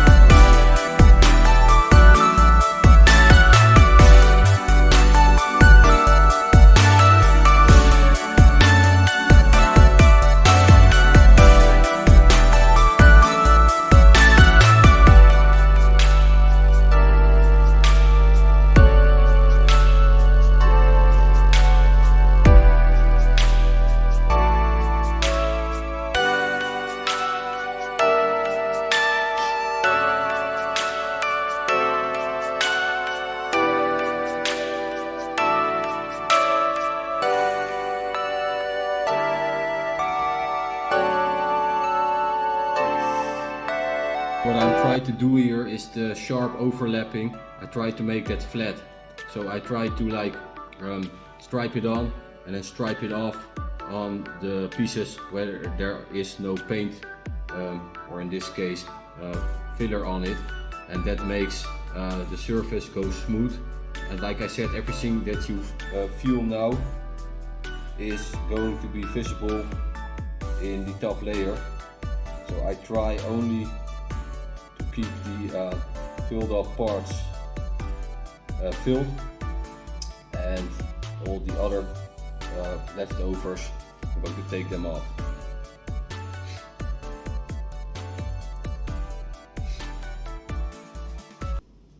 By the way, this 4000 sand pad that I'm going to use after I put the color fresh on it, you can rewash it and reuse it, and I tried it and it's clean again. Then again, I used a hair blower, and now I'm going to feel if I'm going to feel any rough edges on it, because that is something that you would see through the layer. And yet another very important tip: when you don't try to use a sandpaper, because that stuff is not made for that. Just use the stick, and it gets soft again, and then you can get some paint off. It's pretty smooth, so I'm going to wait a little bit, try to get every dust off, and then we're going to start painting it. Okay guys, while we are waiting, what I always like to do with spraying something with a can is to do like a dust layer on it. What I'm going to do with this first layer on the automatic stick is to try to fill up like the overlap.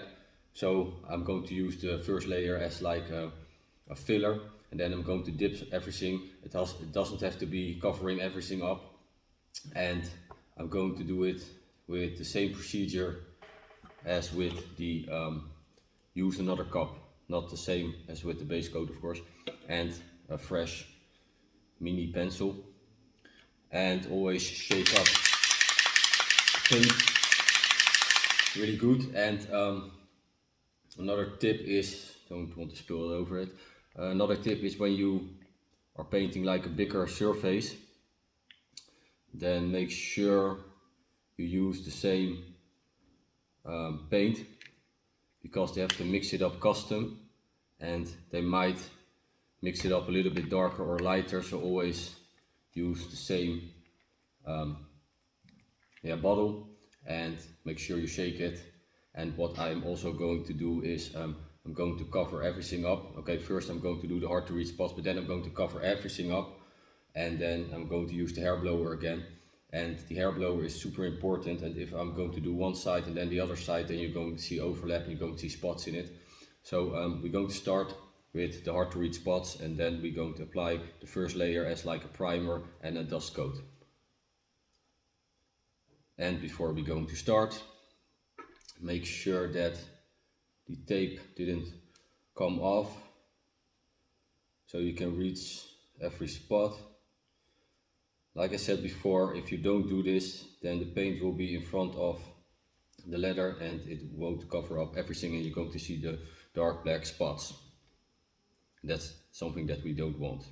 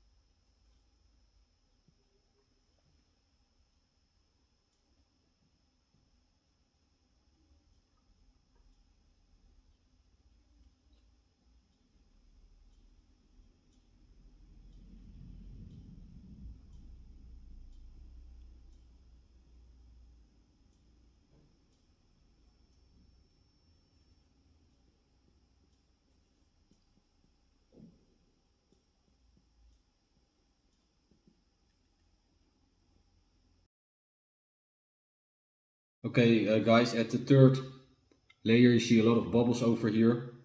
So what I just noticed is that you should, like normally, put the paint everywhere so it's covering one layer like this. Don't leave the bubbles on, it's going to leave severe spots in it. Then use a spot of the sponge without paint on it and then push the bubbles out of it. And then it's going to be like this. So the third layer, so I'm going to continue. Okay guys, tips at the fourth layer. What I did with the other layers is I put a lot of paint on the sponge, and when I applied it, it was too much paint for one side and I get a lot of bubbles on it. So what I'm going to do now is I'm going to put paint on it, do one side and then do a refill, and then I'm going to do the other side, so there's not going to be too much paint at one side. And like I said, on the ribbled parts I try to do a little bit of extra paint and I use it as like a filler. And what I also do is I put the paint to the sides and then I use the side of the sponge. I apply it everywhere and then I start dipping it again. So there's going to be more paint at the rough sides. That means that I could grind it up a little bit, that there's enough meat over there, and I'm applying paint in the corners so it's covered up everywhere. So we are hitting layer number 5 and I'm going to show you the full procedure. How did I do it?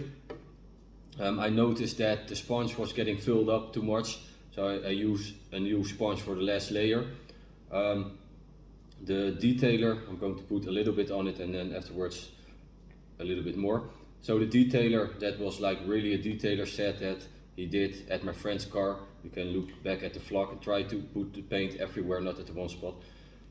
He said he used about 7 layers and he said that COLOURLOCK is super thick, so never go over 7 layers because he was using a thinner paint and he used 7 layers. On the other hand, we are like coloring it, and the color will be a little bit better because this is thicker. So 5 layers should be fine. So like I said before, I always apply the paint first at the corners. So I make sure that the paint is everywhere. Then I use the corner of the sponge and I'm going to push a large amount of paint in the corners. Then make sure you don't stripe it off, but use it, get the paint everywhere, and then always dip it a little bit for the structure and that it stays on pretty good. So this is the last layer, so I have to really watch that I cover it up with enough paint and I don't get it off. And this is a new sponge, so it takes a lot of paint. And like I said, there is one side that has a lot of ribble on it, that's the other side. I'm going to put a little bit more paint over there. So take it easy on the amount of paint that you're going to put on the sponge. So like I said, this round I'm going to show you everything. I'm getting the paint all the way to the end. Make sure it's equal, then dip it a little bit.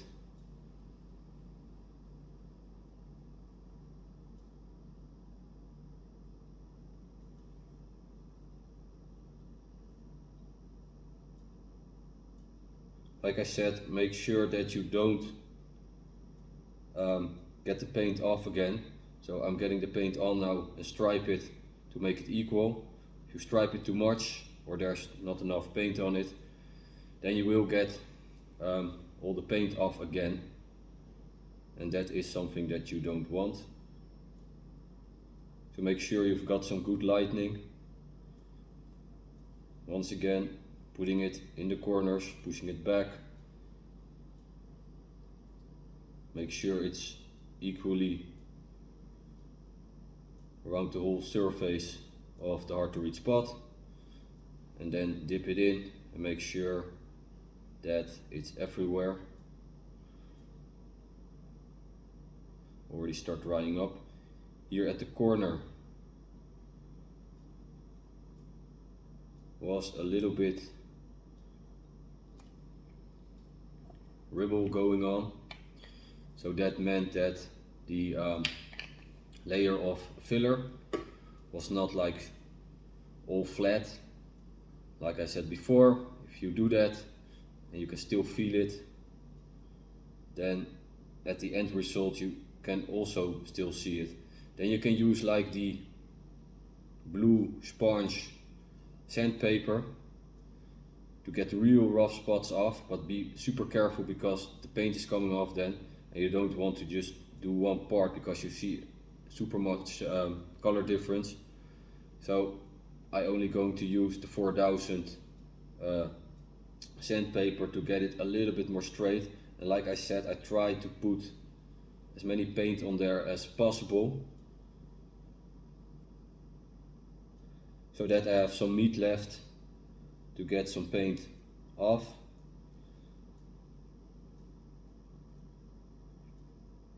Okay, put a little bit more paint on it. This is like the last layer that I'm going to apply, so there must be enough paint to make one equal flat surface. So I make sure I put it everywhere. Like I said and showed you, I did the hard to read spots first, and then I'm going to work from the outside. So I'm going to do one side good. I'm going to apply a lot of paint. Don't forget the bottom, you don't see it, but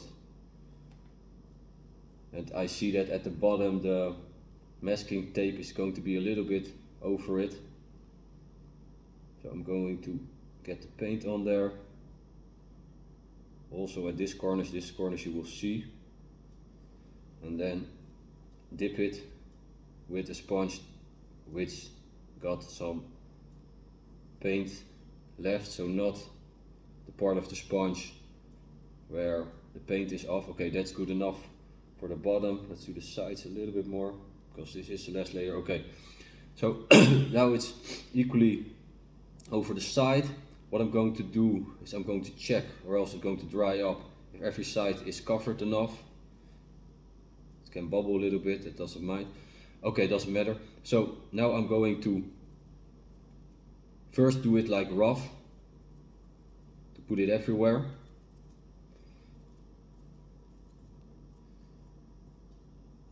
Like you can see, there is a lot of air in it. Yes. Then I'm going to do it like gently, and then most of the air is going to be flat. Like I said, I saw, or I wrote on forums that the guys say just go use the hair blower and the bubbles magically disappear. Yes, they disappear in two things. One, in different color spots, and two, there's going to be like, it looks like sand. And then you can use the 4000 to make it flat, yes, but it's better to do it like this. So now it's equally over the whole side. There's still a little bit of air in it, and I'm going to use a part of the sponge that doesn't have paint on it, and I'm going to get a clear view for myself because I have to get all the sand looking parts off, and you have to do that really like gently. And what also happens is if you do it with part of the sponge that doesn't have any paint on it, it's going to leave like a little bit of structure behind. The other side is drying up now. I really want to do, sometimes the sponge is going to leave some black stuff of the sponge, and that's really irritating because that's something that you cannot grind away. So like you can see, I have to go finish it because it is the last layer. All the bubbles are disappearing, but you have to watch out that you don't get darker spots. Then you have to apply some new fresh paint over there and then do it again. But on the other hand, at the other side, at the same time. The paint is drying up, I know that.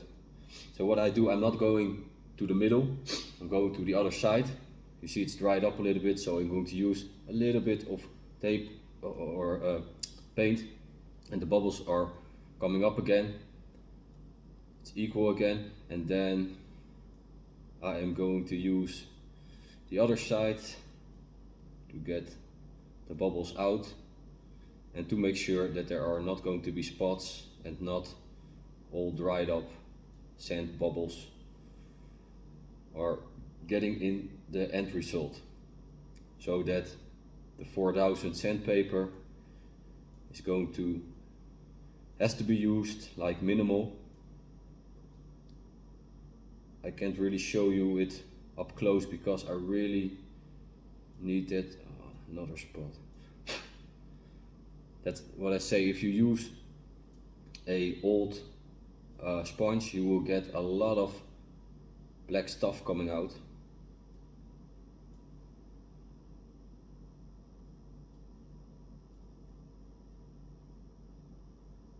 What I'm doing here is I am applying again some paint, and then you really have to watch out that you don't get the color difference, and you have to dip it again. Like I said, dip it hard first and fast, and then really slowly to get the bubbles out of there. And like I mentioned before, I am working from side to the other side, and then I'm working at the middle, because that is a part that you don't see. I have to really hurry up now because it starts drying up.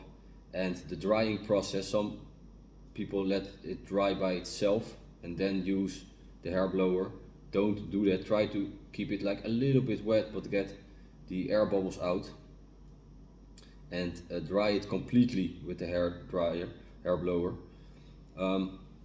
What I do with the hair blower is, I mentioned it before, it's important that you dry it completely, like one piece of material that you painted it, and then go to another part. If you don't do that, then there are parts that are not dried up so good, and then if you go on to another part, it will leave like a big color difference over there, and that's definitely something that you don't want. Yet another black piece. So what I do is, I'm going to dry up the sides first, and then I'm going to check if there are parts, and there are always parts that don't dry up so good. So okay, I'm almost done now. Yet another black piece, and that's irritating because if you get it off, the paint comes off, and then you need to put some more paint. And what I do now is I use paint from a part that has more paint, and then I get a clear surface again. I'm really going to check it out good now if there is no sand in it and nothing black from the sponge. Looking really good. Make sure you don't mess it up by dipping it when it starts drying up, because you will pull off the paint again.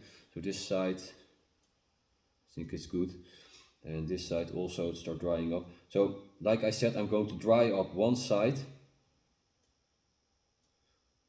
Let's see if it's covered.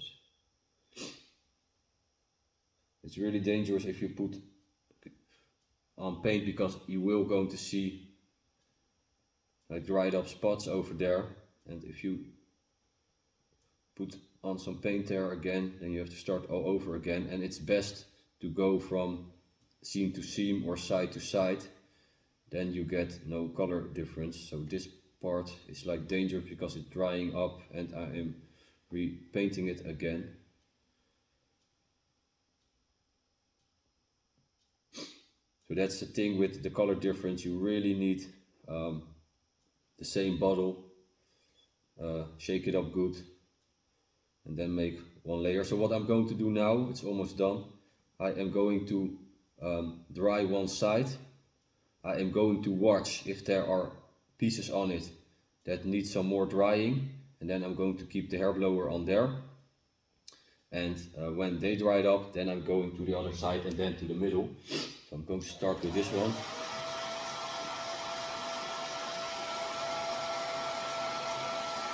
There are no differences in the color there, here a little bit, so I'm going to keep it over there. Don't get it too close, but not like this.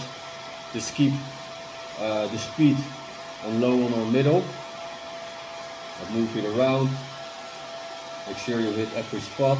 Of course, when you hit it over there, the rest is getting warmed up as well. Then go to the other side. See if there are places that are drying up not so good, like here. And dry up that place first. And only go up when it's completely dried and it has the same color, or else you get the spots in it. When you're going to put the protection layer on it, first the sealant layer of course, then you get a little bit more of the same color. And of course when it gets dirty, you don't see the color difference so much. But you must really try to get one piece all dried up and then go to the other side or to another piece.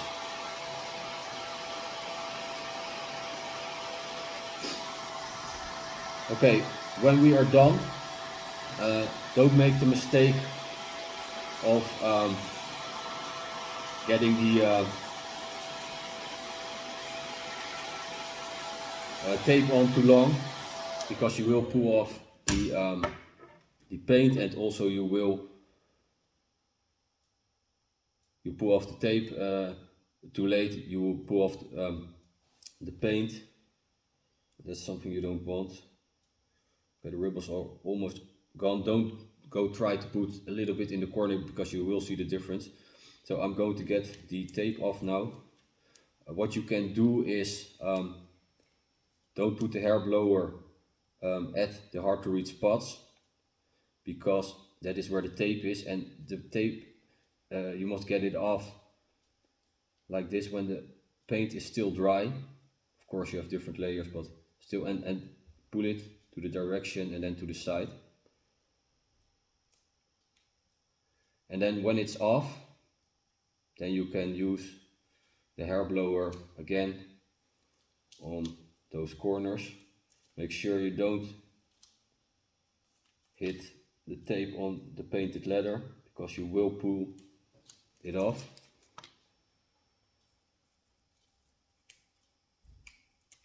Like this. And mask it up really good, because you don't want any paint on the chrome. When there is paint on the chrome, don't let it dry up too much. Use the leather cleaner and the gasoline version, so not the strong or the mild version, but the clear gasoline, where you get all the greases off, and then you will get it off the chrome. If you let it dry on the chrome, then it's hard to get off, and you need like a knife to get it off. So now I've got the masking tape off, except here I do that later. And now I'm going to do the corners and dry them up.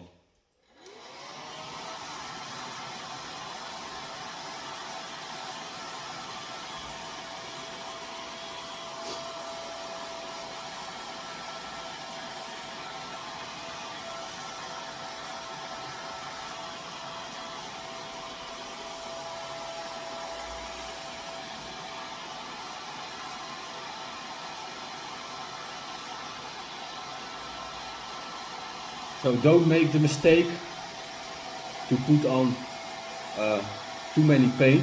So what happens if you put too many paint on it?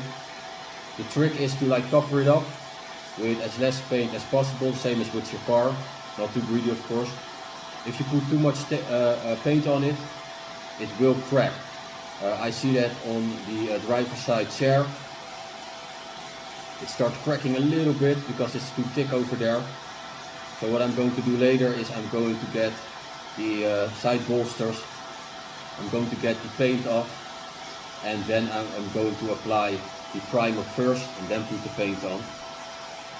If, for example, the back seat, the last part that I need to do, if you have every paint on it, you don't need the primer. It's primarily for the parts that has no paint on it. One, so you need less paint because the primer is getting into the leather, and two, the paint will attach better on the leather. And with this color lock, this drying is so super important. If you don't do this good, you will see spots, and if you see spots now, then you have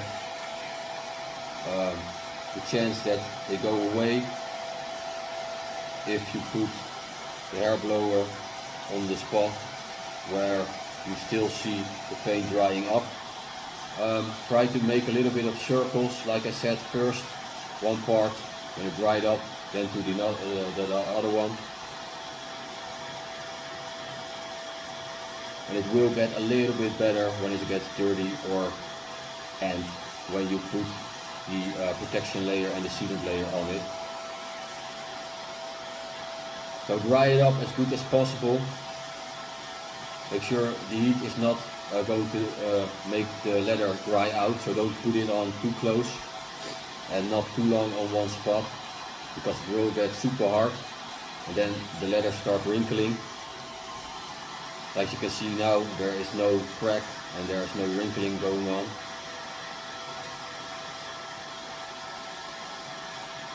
So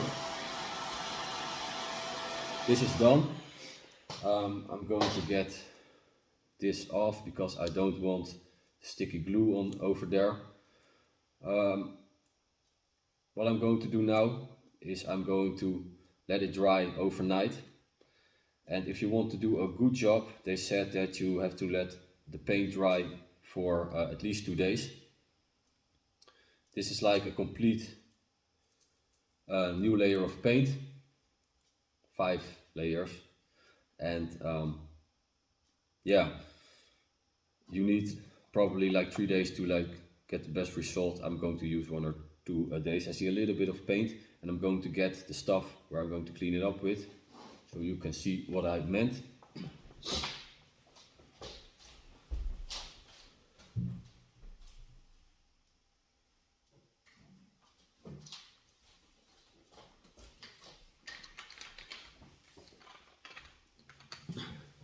So guys, I use this leather cleaner with gasoline. You can also use an eardrum stick. Don't get this stuff on your leather, really don't do it, it's not good, especially when it's not dried yet. So I see a little bit of paint over there. I can't show it really good because I really need to clean it. And I am getting it off really easy. Don't go to the paint with this gasoline cleaner. Once again, if you wait with this, then you really have to get it off with a knife and you're going to scratch the chrome. I'm not going to show you close up. I'm going to apply the layers and then I'm going to show it how it looks in the car. Okay, then my last tip: when you use this gasoline cleaner on the chrome, it doesn't matter so much. It just gets dried out by the air, and the chrome doesn't get messed up with it so badly. On the other hand, if you spill on the plastic, like on here or on the knob, then the plastic could turn out to be like a little bit of white. So what I just did is I put some water on the soft wipe and I am getting the gasoline off the plastic. Like I said, it's pretty hard not to touch the leather. I've got it off here on the sides because there's structure in it, the paint gets in there and you cannot scrap it off so much anymore. Here at the bottom there is still a little bit of paint. I'm not going to scrap it because I will going to hit the leather and that's worse. So I'm going to clean the chrome a little bit. I still have the water anyway. And on the sides of the chrome I see a little bit of paint left, but I'm going to scrap that off with a knife or with my nail when it's completely dried up, because the chrome is so flat the paint doesn't going to attach on it, so that doesn't matter so much. Like I said, on the other hand, add the plastic, the tape, the paint will not come off anymore, or you really have to grind it up, and then you will mess up the plastic. So I'm done. I'm going to leave it over here and let it dry, and then later I'm going to apply the sealant and 2 layers of protector. Every layer I'm going to use one night, or I'm going to use a day and then apply it. But the best thing is to put the layer on, wait one night, put the other layer on, wait one night, and then put the last layer on, wait one night, and then put it in the car. What you can also do is I see a lot of guys doing that and read about it. They only put the sealant layer on it, they let it dry good after one night, put it in the car. Going to use it and be a little bit careful with it, not to touch the leather too much. Then they're going to apply the protector layer. They leave the car there at night, and then the other day they put a layer on it and leave it over there. If it's too cold outside, you can better do it at home, but that's just something to speed up the process. If you want to do everything good, you really have to do the drying times, especially with this paint, and especially when you change your color and you use 5 layers of paint, then it really has to dry out really good. It looks touchable now, but I'm not going to try it because I don't want to mess it up. But I am going to wait at least 1 day, maybe 2, but I'm not going to do 3 because I want to put the other layers on. Anyway, that was it for now, and I'm going to talk to you guys later. The main reason why I painted it myself is, one, because this was on my bucket list and I wanted to try it, especially without painting it. I wanted to check the result. And then second of all, you don't have the Napa color on this automatic shift knob, because you don't have M3 with this shift knob. It has a manual or the SMG. Anyway, what I want to show you guys, I don't want to show you the results yet, but you can see on one spot that is over there that there is no paint on it. So I'm going to put a little bit of tape on it, and I'm going to use the tiny little pencil to put some paint over there. And that is what I meant. If you put the masking tape on and it gets in front of the leather, you will get spots like that. For the rest, it looks really good. I'm super pumped and happy about it, and I'm going to show you guys the end result with the layers on it and mount it in the car later.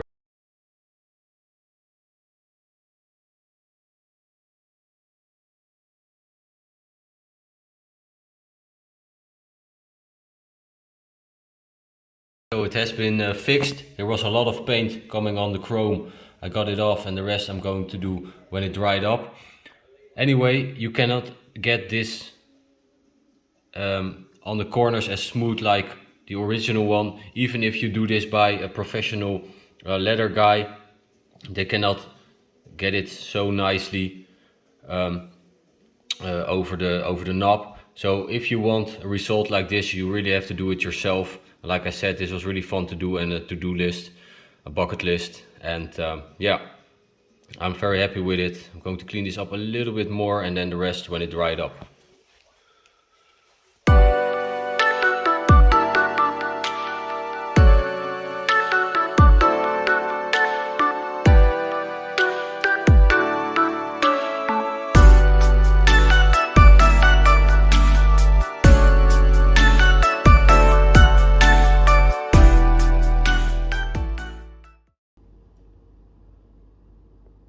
Okay guys, listen up. I used this 4000 sand pad to top it off, and I don't want to say I like completely destroyed the paint, but I really damaged it. I tried to repair it, but you see some color difference, and more important, you see some differences in thickness. So I have to apply 1 or 2 more layers again on the stick, and now I have to wait longer to put the sealant on and the protection, 2 layers of protections layers. So that sucks. Anyway, this 4000 sand pad is only meant for the sand grant.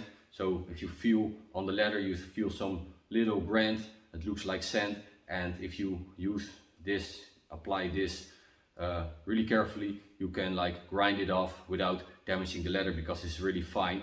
If you really go use this as a sandpaper to flatten up the surface like I did with the mid console, then you are going to damage the leather, in sense of you're going to take a layer off and you're going to see, in this case, the black under it again. So I have to do 1 or 2 more layers and I have to wait a little bit longer.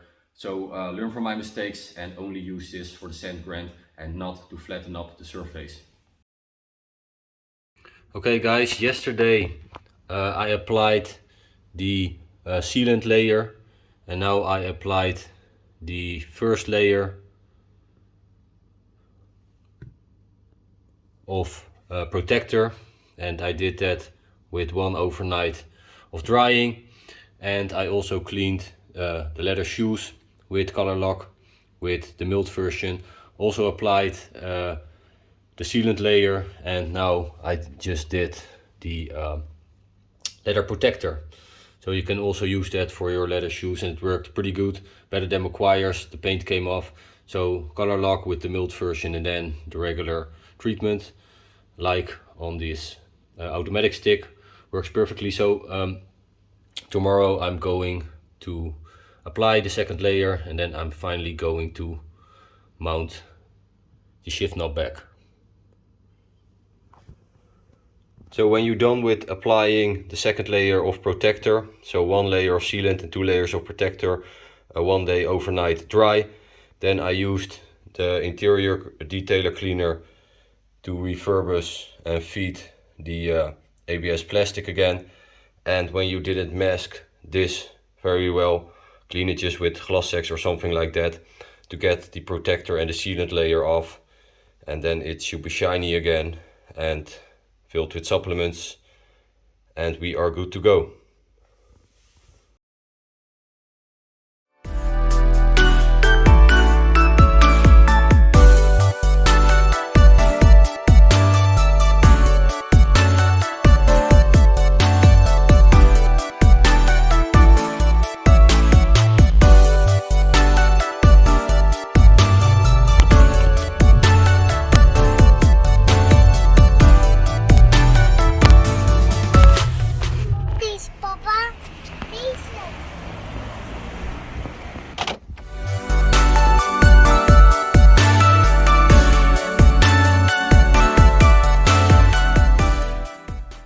Okay guys, we are at the spot, the only place to wash your car, and you can do that with your ATM card. Anyway, the shift level cover, you can just pull this loose and then click it out. You have 3 options to paint it. Number 1, you can replace it, but then you can never ever get it as OEM as this one. The second option is to get all these stitches loose, then get the paint off, get the new paint on, and then go to a professional company and get the stitches back. It's also probably not going to be as OEM as this one, but anyway, that's a very good option. And the third option is to get the paint off, and as well as the paint next to the stitches. That's pretty hard. Watch out you don't damage it too much, and then repaint it. You can do that in like the number 3 or the number 4, and the number 4 is to really get the paint off, and the number 3 is like the easy way, and just grind it up with a medium sand pad. Anyway, I'm going to get as much paint off as possible, and then paint this one without removing the stitches.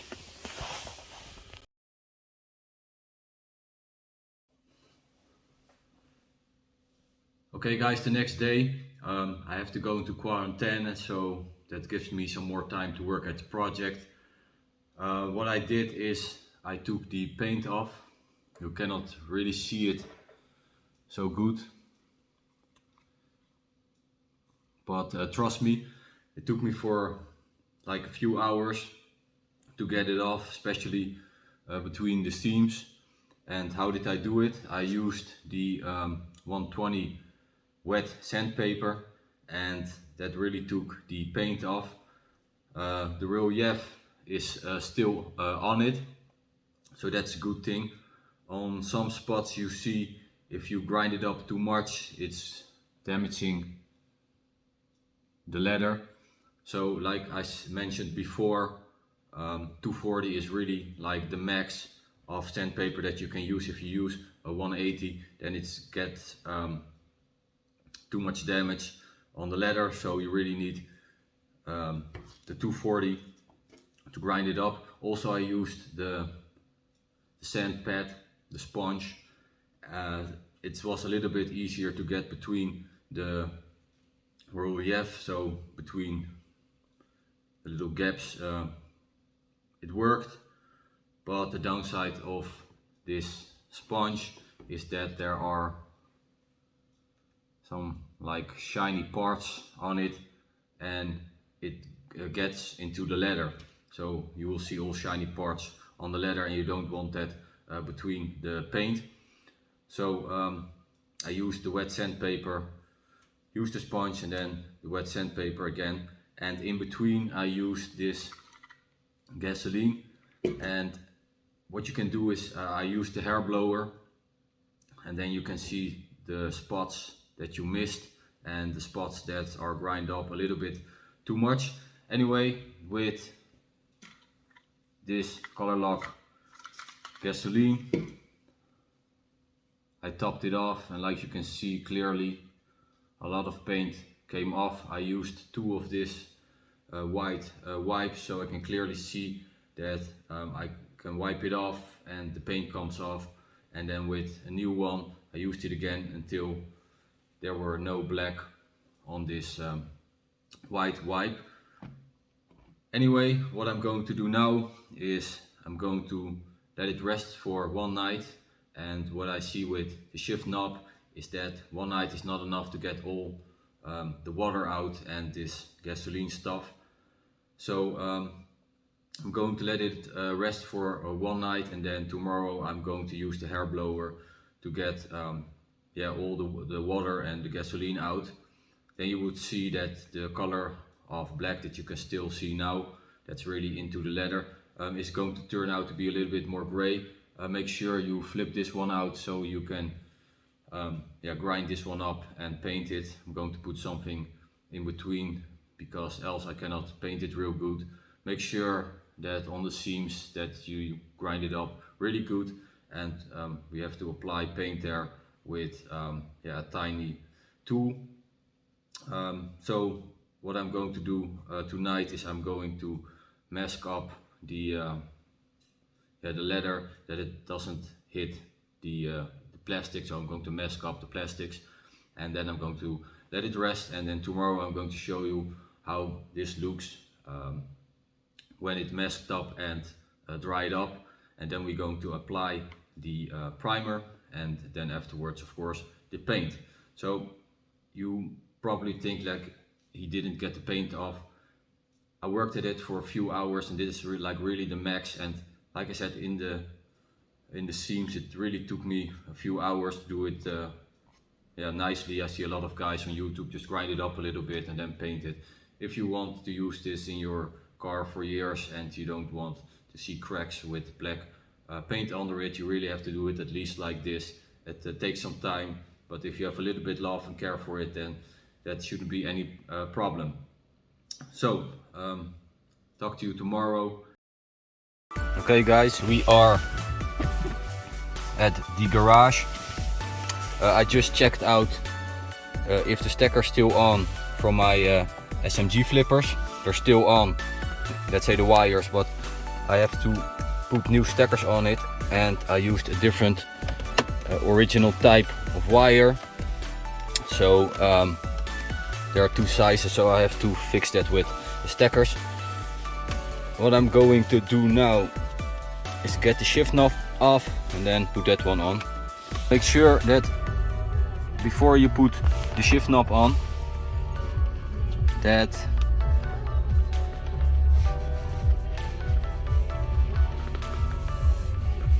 these stitches are like centered in the middle, because you cannot move them anymore when it's on. So let's check it out.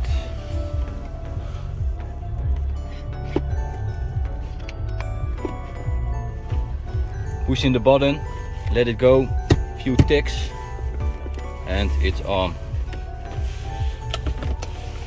guys, that looks really custom and nice. That looks good. Check it out.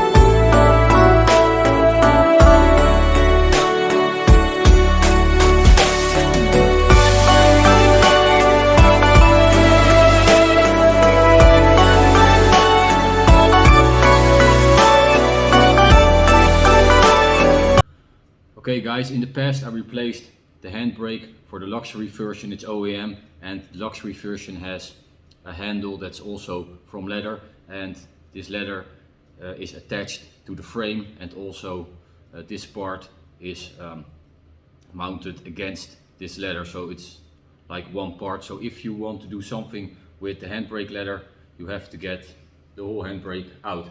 So I just took like the whole mid console loose, and it's not that much of a work, but you cannot just click it out. When you don't have the luxury version, you can just click this part out and repaint it, or else you have to take 3 bolts out, and of course the 2 bolts that mounted against the cables for your handbrakes at the rear. And make notice, if you take this out, you cannot drive your car, or you have to put some tape on it, and then you don't have a handbrake, so that's not legal. Anyway, I've got it loose. It's even bigger than the shift knob leather, so it's going to take more time. It's also mounted against each other, so it's harder to reach, so it's probably going to be a lot of work. What I learned from the last little project is that I have to repaint when I fold it back together. So before I'm going to put the sealant layer on and the 2 protector layers, I'm going to put the leather back in position first, and I'm going to look if it has some cracks and needs some repaint. So like I said before, this is going to be a lot of work. So what I'm going to do, I'm not going to bore you with the whole process, because that's the same as the shift knob. It's just a little bit more work. So I'm going to show you the result when this one is grey. Okay guys, I just found out that if you strip the handbrake cover all the way to the side, there's a tie rip over here. So that means that the end is attached to the frame, and this you can get loose. So that would be much easier to paint it. You can better use something else for this, but I'm going to try it without damaging the leather.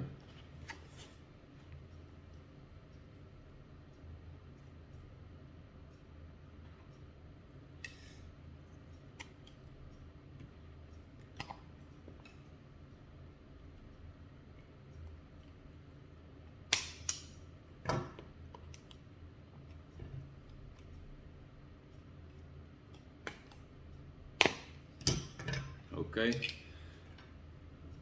you can better use something like this, but I don't have the scissor version of it, so I'm going to do it like this. Let's see if we can get it off.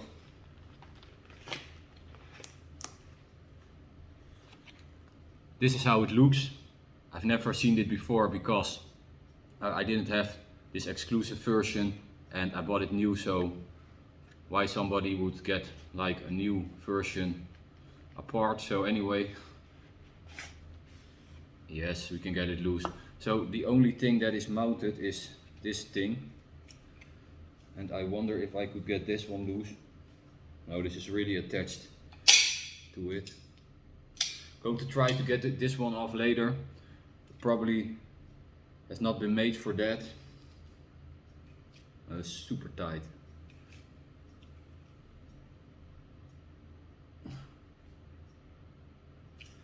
Maybe if you put a lot of force on it, that you can get it loose, but I think it's glued together. Anyway, this one I'm going to leave on like this, and I'm going to paint it. And this, same as the shift knob, do it like this, clean it, grind it up, paint it, and put protection layers on it. And like I said before, click it back in and then double check it. The leather type of the handle is way different than this type. When you grind it up too much, the top layer is coming off and you don't want that to come off, so I did a little bit of a leather filler on it. What I did different this time is I applied the primer, so the Grunder, with a pencil, and I did several layers. Normally I do one layer to get it equal. Okay guys, then the steering wheel. If you want to know how I got it out, then watch one of my previous vlogs. I show you how to get the whole E46 interior out and put it back together, of course. First of all, I want to start with the worn, and it's probably over here and maybe a little bit over here. If it's not cracked, if there are no holes in it, then you can grind it up and repaint it. Or else I advise you to change the whole steering wheel, or just partly, because it doesn't get nice. It gets all flat and probably you see the damage as well. So in my case, I'm just in time, and I'm going to paint it. And you have 4 different options. The most common option is, and I already have it, they have a kit from COLOURLOCK, a leather fresh, and especially mixed for the M3 steering wheel. So what you can do then is, I see a lot of guys masking off the whole car from the inside, and it's quite easy to get your steering wheel out. I did it in like 5 minutes. If you're not really handy with pushing these things in, then it's going to cost you a little bit more time. But I always say, like, disassemble the part and then go paint it and mask it off, and then you only get the nicest result. Anyway, for the lazy people, you can use the kit like I just showed you and keep the steering wheel in. What you can do is like grind it up and only paint the steering wheel partly. That is option number 1. Option number 2 is get the whole steering wheel out, clean everything, and then paint the whole steering wheel black. I think you will have enough with that little bottle over there. The problem with that is I have this, I don't know if you can see it, this M3 sticksels over here, so that is blue and red. Some people love it, I don't care so much. If you paint your whole steering wheel, you can choose to don't hit the stitches, and then you would see like a little bit of color difference, or to paint over the stitches and get it all black. So option number 1, only this part, so the worn out parts. Option number 2, your whole steering wheel black. Then option number 3 is to make it two-tone. Two-tone was like a special option back in the days, original BMW, and then they do this part and the bottom part in the color of your leather, and that looks quite nice, but I don't like two-tone. You see a lot of guys doing their door panels like gray and black. I like as much gray as possible. The downside is, and I've seen it on Google, if you do that, then you have to mask it off, and then you will see like gray stitches over here and then black stitches over here. So yeah, it's not really disturbing, but it's not really nice. So I wanted to do that option because I already have the kit to make it black, so I thought maybe I'm going to do like a gray with a two-tone black on the side. If you do that, then make this get as much paint off as possible, and then the sides just grind it up with the soft pad, and that will be enough for here. Recolor it also, always use grounder, so primer on it. And if you do this black again, you don't need a primer over there. And then option number 4, and that's the option that I'm going for, making the whole steering wheel gray. So that means this part, this, and the side, and also stitches in gray. I think that's a little bit more easy, because or else you have to do the light color first, let it dry, mask it off, and then do the black. And I like the gray interior, so I'm going to make a full gray steering wheel, and I don't see a lot of guys on YouTube do that. I see a few, and respect for you all, but it's not really so nice. So what I'm going to do is I'm going to clean it up as good as possible, especially where there's still like ripples in it. So the structure, you really need a brush over there.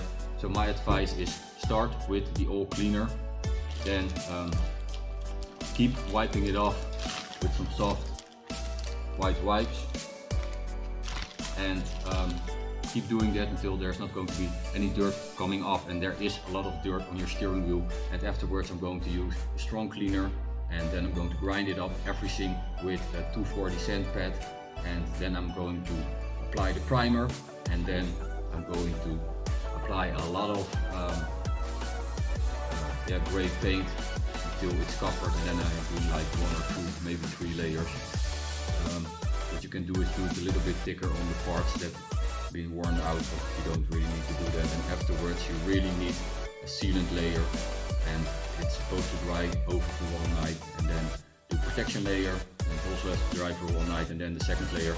But I noticed if you use the hair blower, you can speed up the process, and if you put it in front of a good heater, it's possible to do it in 1 day. And because the steering wheel is out, I really need to do it in 1 day, because I really cannot drive the car. One more thing for the guys who has SMG steering wheel flippers on his steering wheel, make sure that when you take them off, because you need to take them off here for the back side to paint it nicely, make sure it keeps aligned, because if you just take it off and the alignment goes off, they probably don't work anymore. So if you want to know how I did that, look back at some old vlogs, and you will see how I mask them off and keep them in the right position. That's a very important thing, because else you have a nice painted steering wheel and your flippers don't work anymore. In my case they don't work anyway, because I didn't put steppers in, but in your case you're welcome for another tip.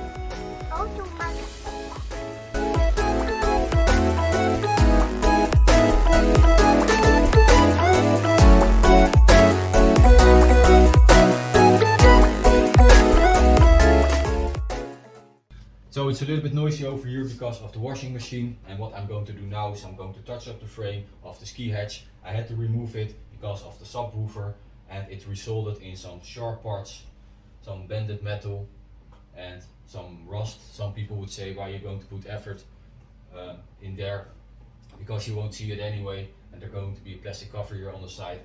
When you have your mid console clamped down, you will see parts of the material, and also we took out this part and the leather is supposed to be clicked on that. Some people put it on the leather. The guy who did my audio also did that, but it comes loose, so I'm going to put it here on the metal, and when it's rusty or sharp edges, you can put it on, it falls off. Anyway, you can hurt your fingers, your kids' fingers, and you can damage your subwoofer, so that's the reason why I'm going to hit it. So where I'm going to start with is, I'm going to use a Dremel to get the sharp parts out. Then I'm going to heat this part up with a hair blower. You can use a heat gun as well. The downside is it's a little bit open, so there's rust under it. I'm not going to do a 10 out of 10 do it yourself.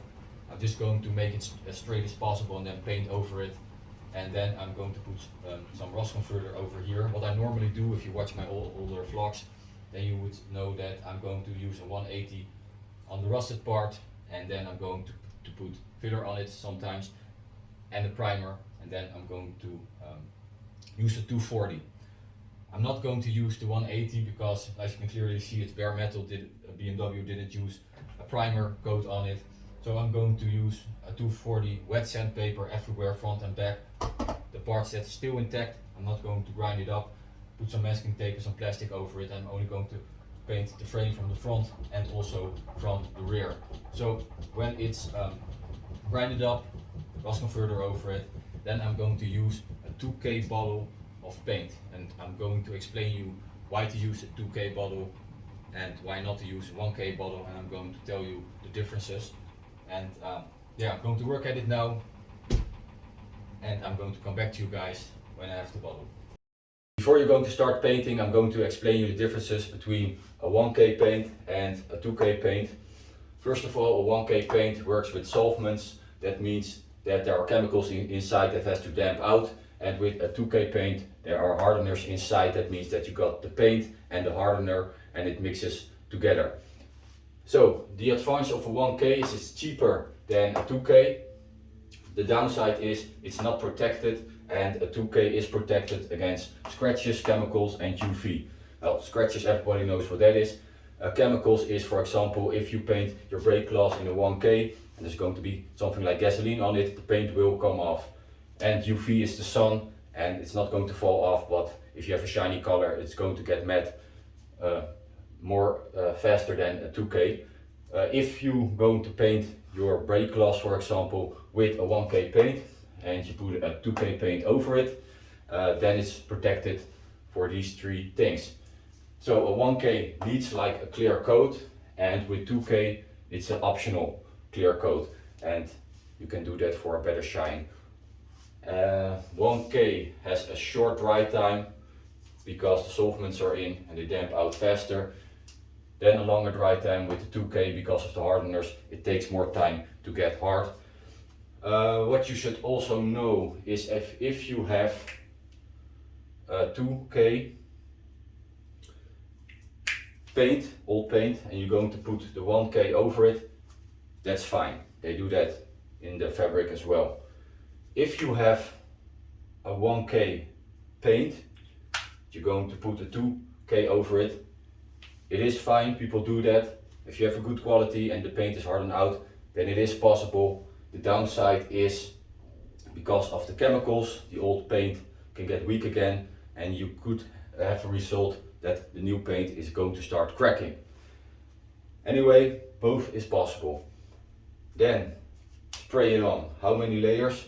At least 2 layers, the max of 4 layers, and you need a dry time of 5 minutes at least. And it's very important that the paint and the environment and the material that you're going to paint has the same temperature, and the best is at least a 20 degrees temperature to paint it. So what we're going to do is, in both cases it's better to put primer on it. BMW didn't do it at the ski hatch. I'm not going to do it because the RC900 is some kind of primer, so there is a primer on it where I sprayed it on. If you don't use a primer, the thing that could happen is that the paint is coming loose faster. What I'm going to use is a 2K bottle, and I am not going to put a clear coat on it because for your interior that's not necessary. If you're going to paint something outside your car, then it's necessary. So I work at a partial company and I see a lot of guys, it's not an advertisement, coloring stuff at Crop. That's a good company. And I'm showing you what they have. They have this, where's the camera? You can mix this on a raw color, and this is black. Like I mentioned before, you have the matte version, you have the shiny version, and you have the middle one. So that means a little bit of shine. Matte, high gloss, and the middle one they call like satin black. So what you should do with these things, you should shake the bottle for 3 minutes. Okay, I shake the bottle for 3 minutes, and then you should get this cap out, put it at the back, do it straight, and then push it in.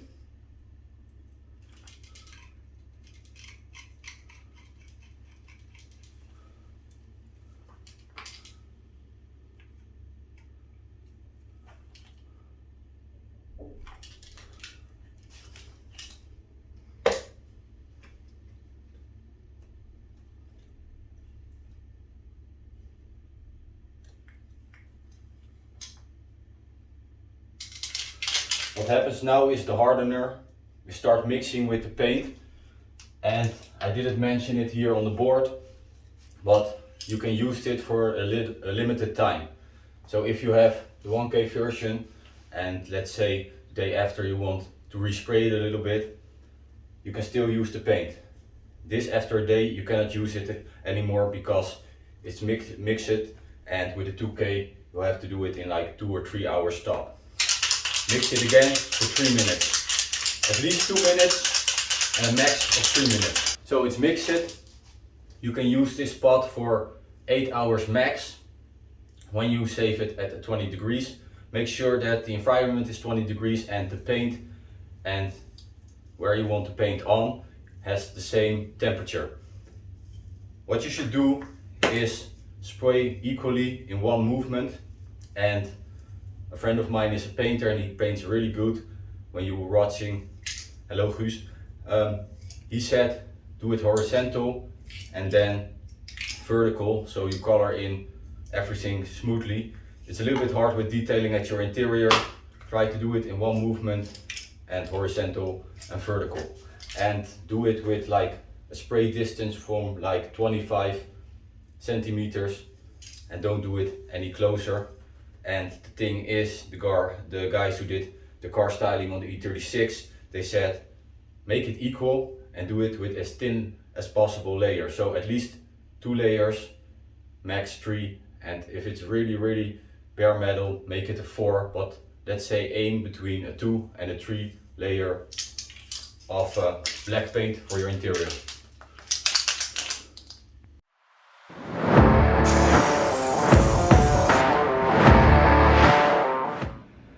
Guys, the spray nift of the paint is not good for your lungs, so always put at least something on your mouth.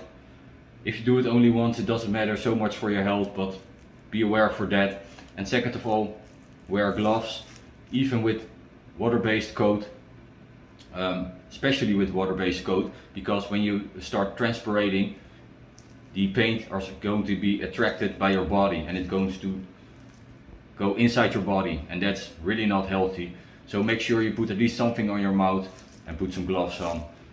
Once again, if you do it only one time, it doesn't matter. If it is your profession, then it does matter a lot.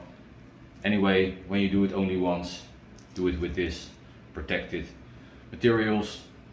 And the paint, I did only 1 layer and it already started covering. It's very good. So the strip paint, so that's going to be mounted at the hook part of the Velcro should be at least to come back to you guys for the 2 result. centimeters.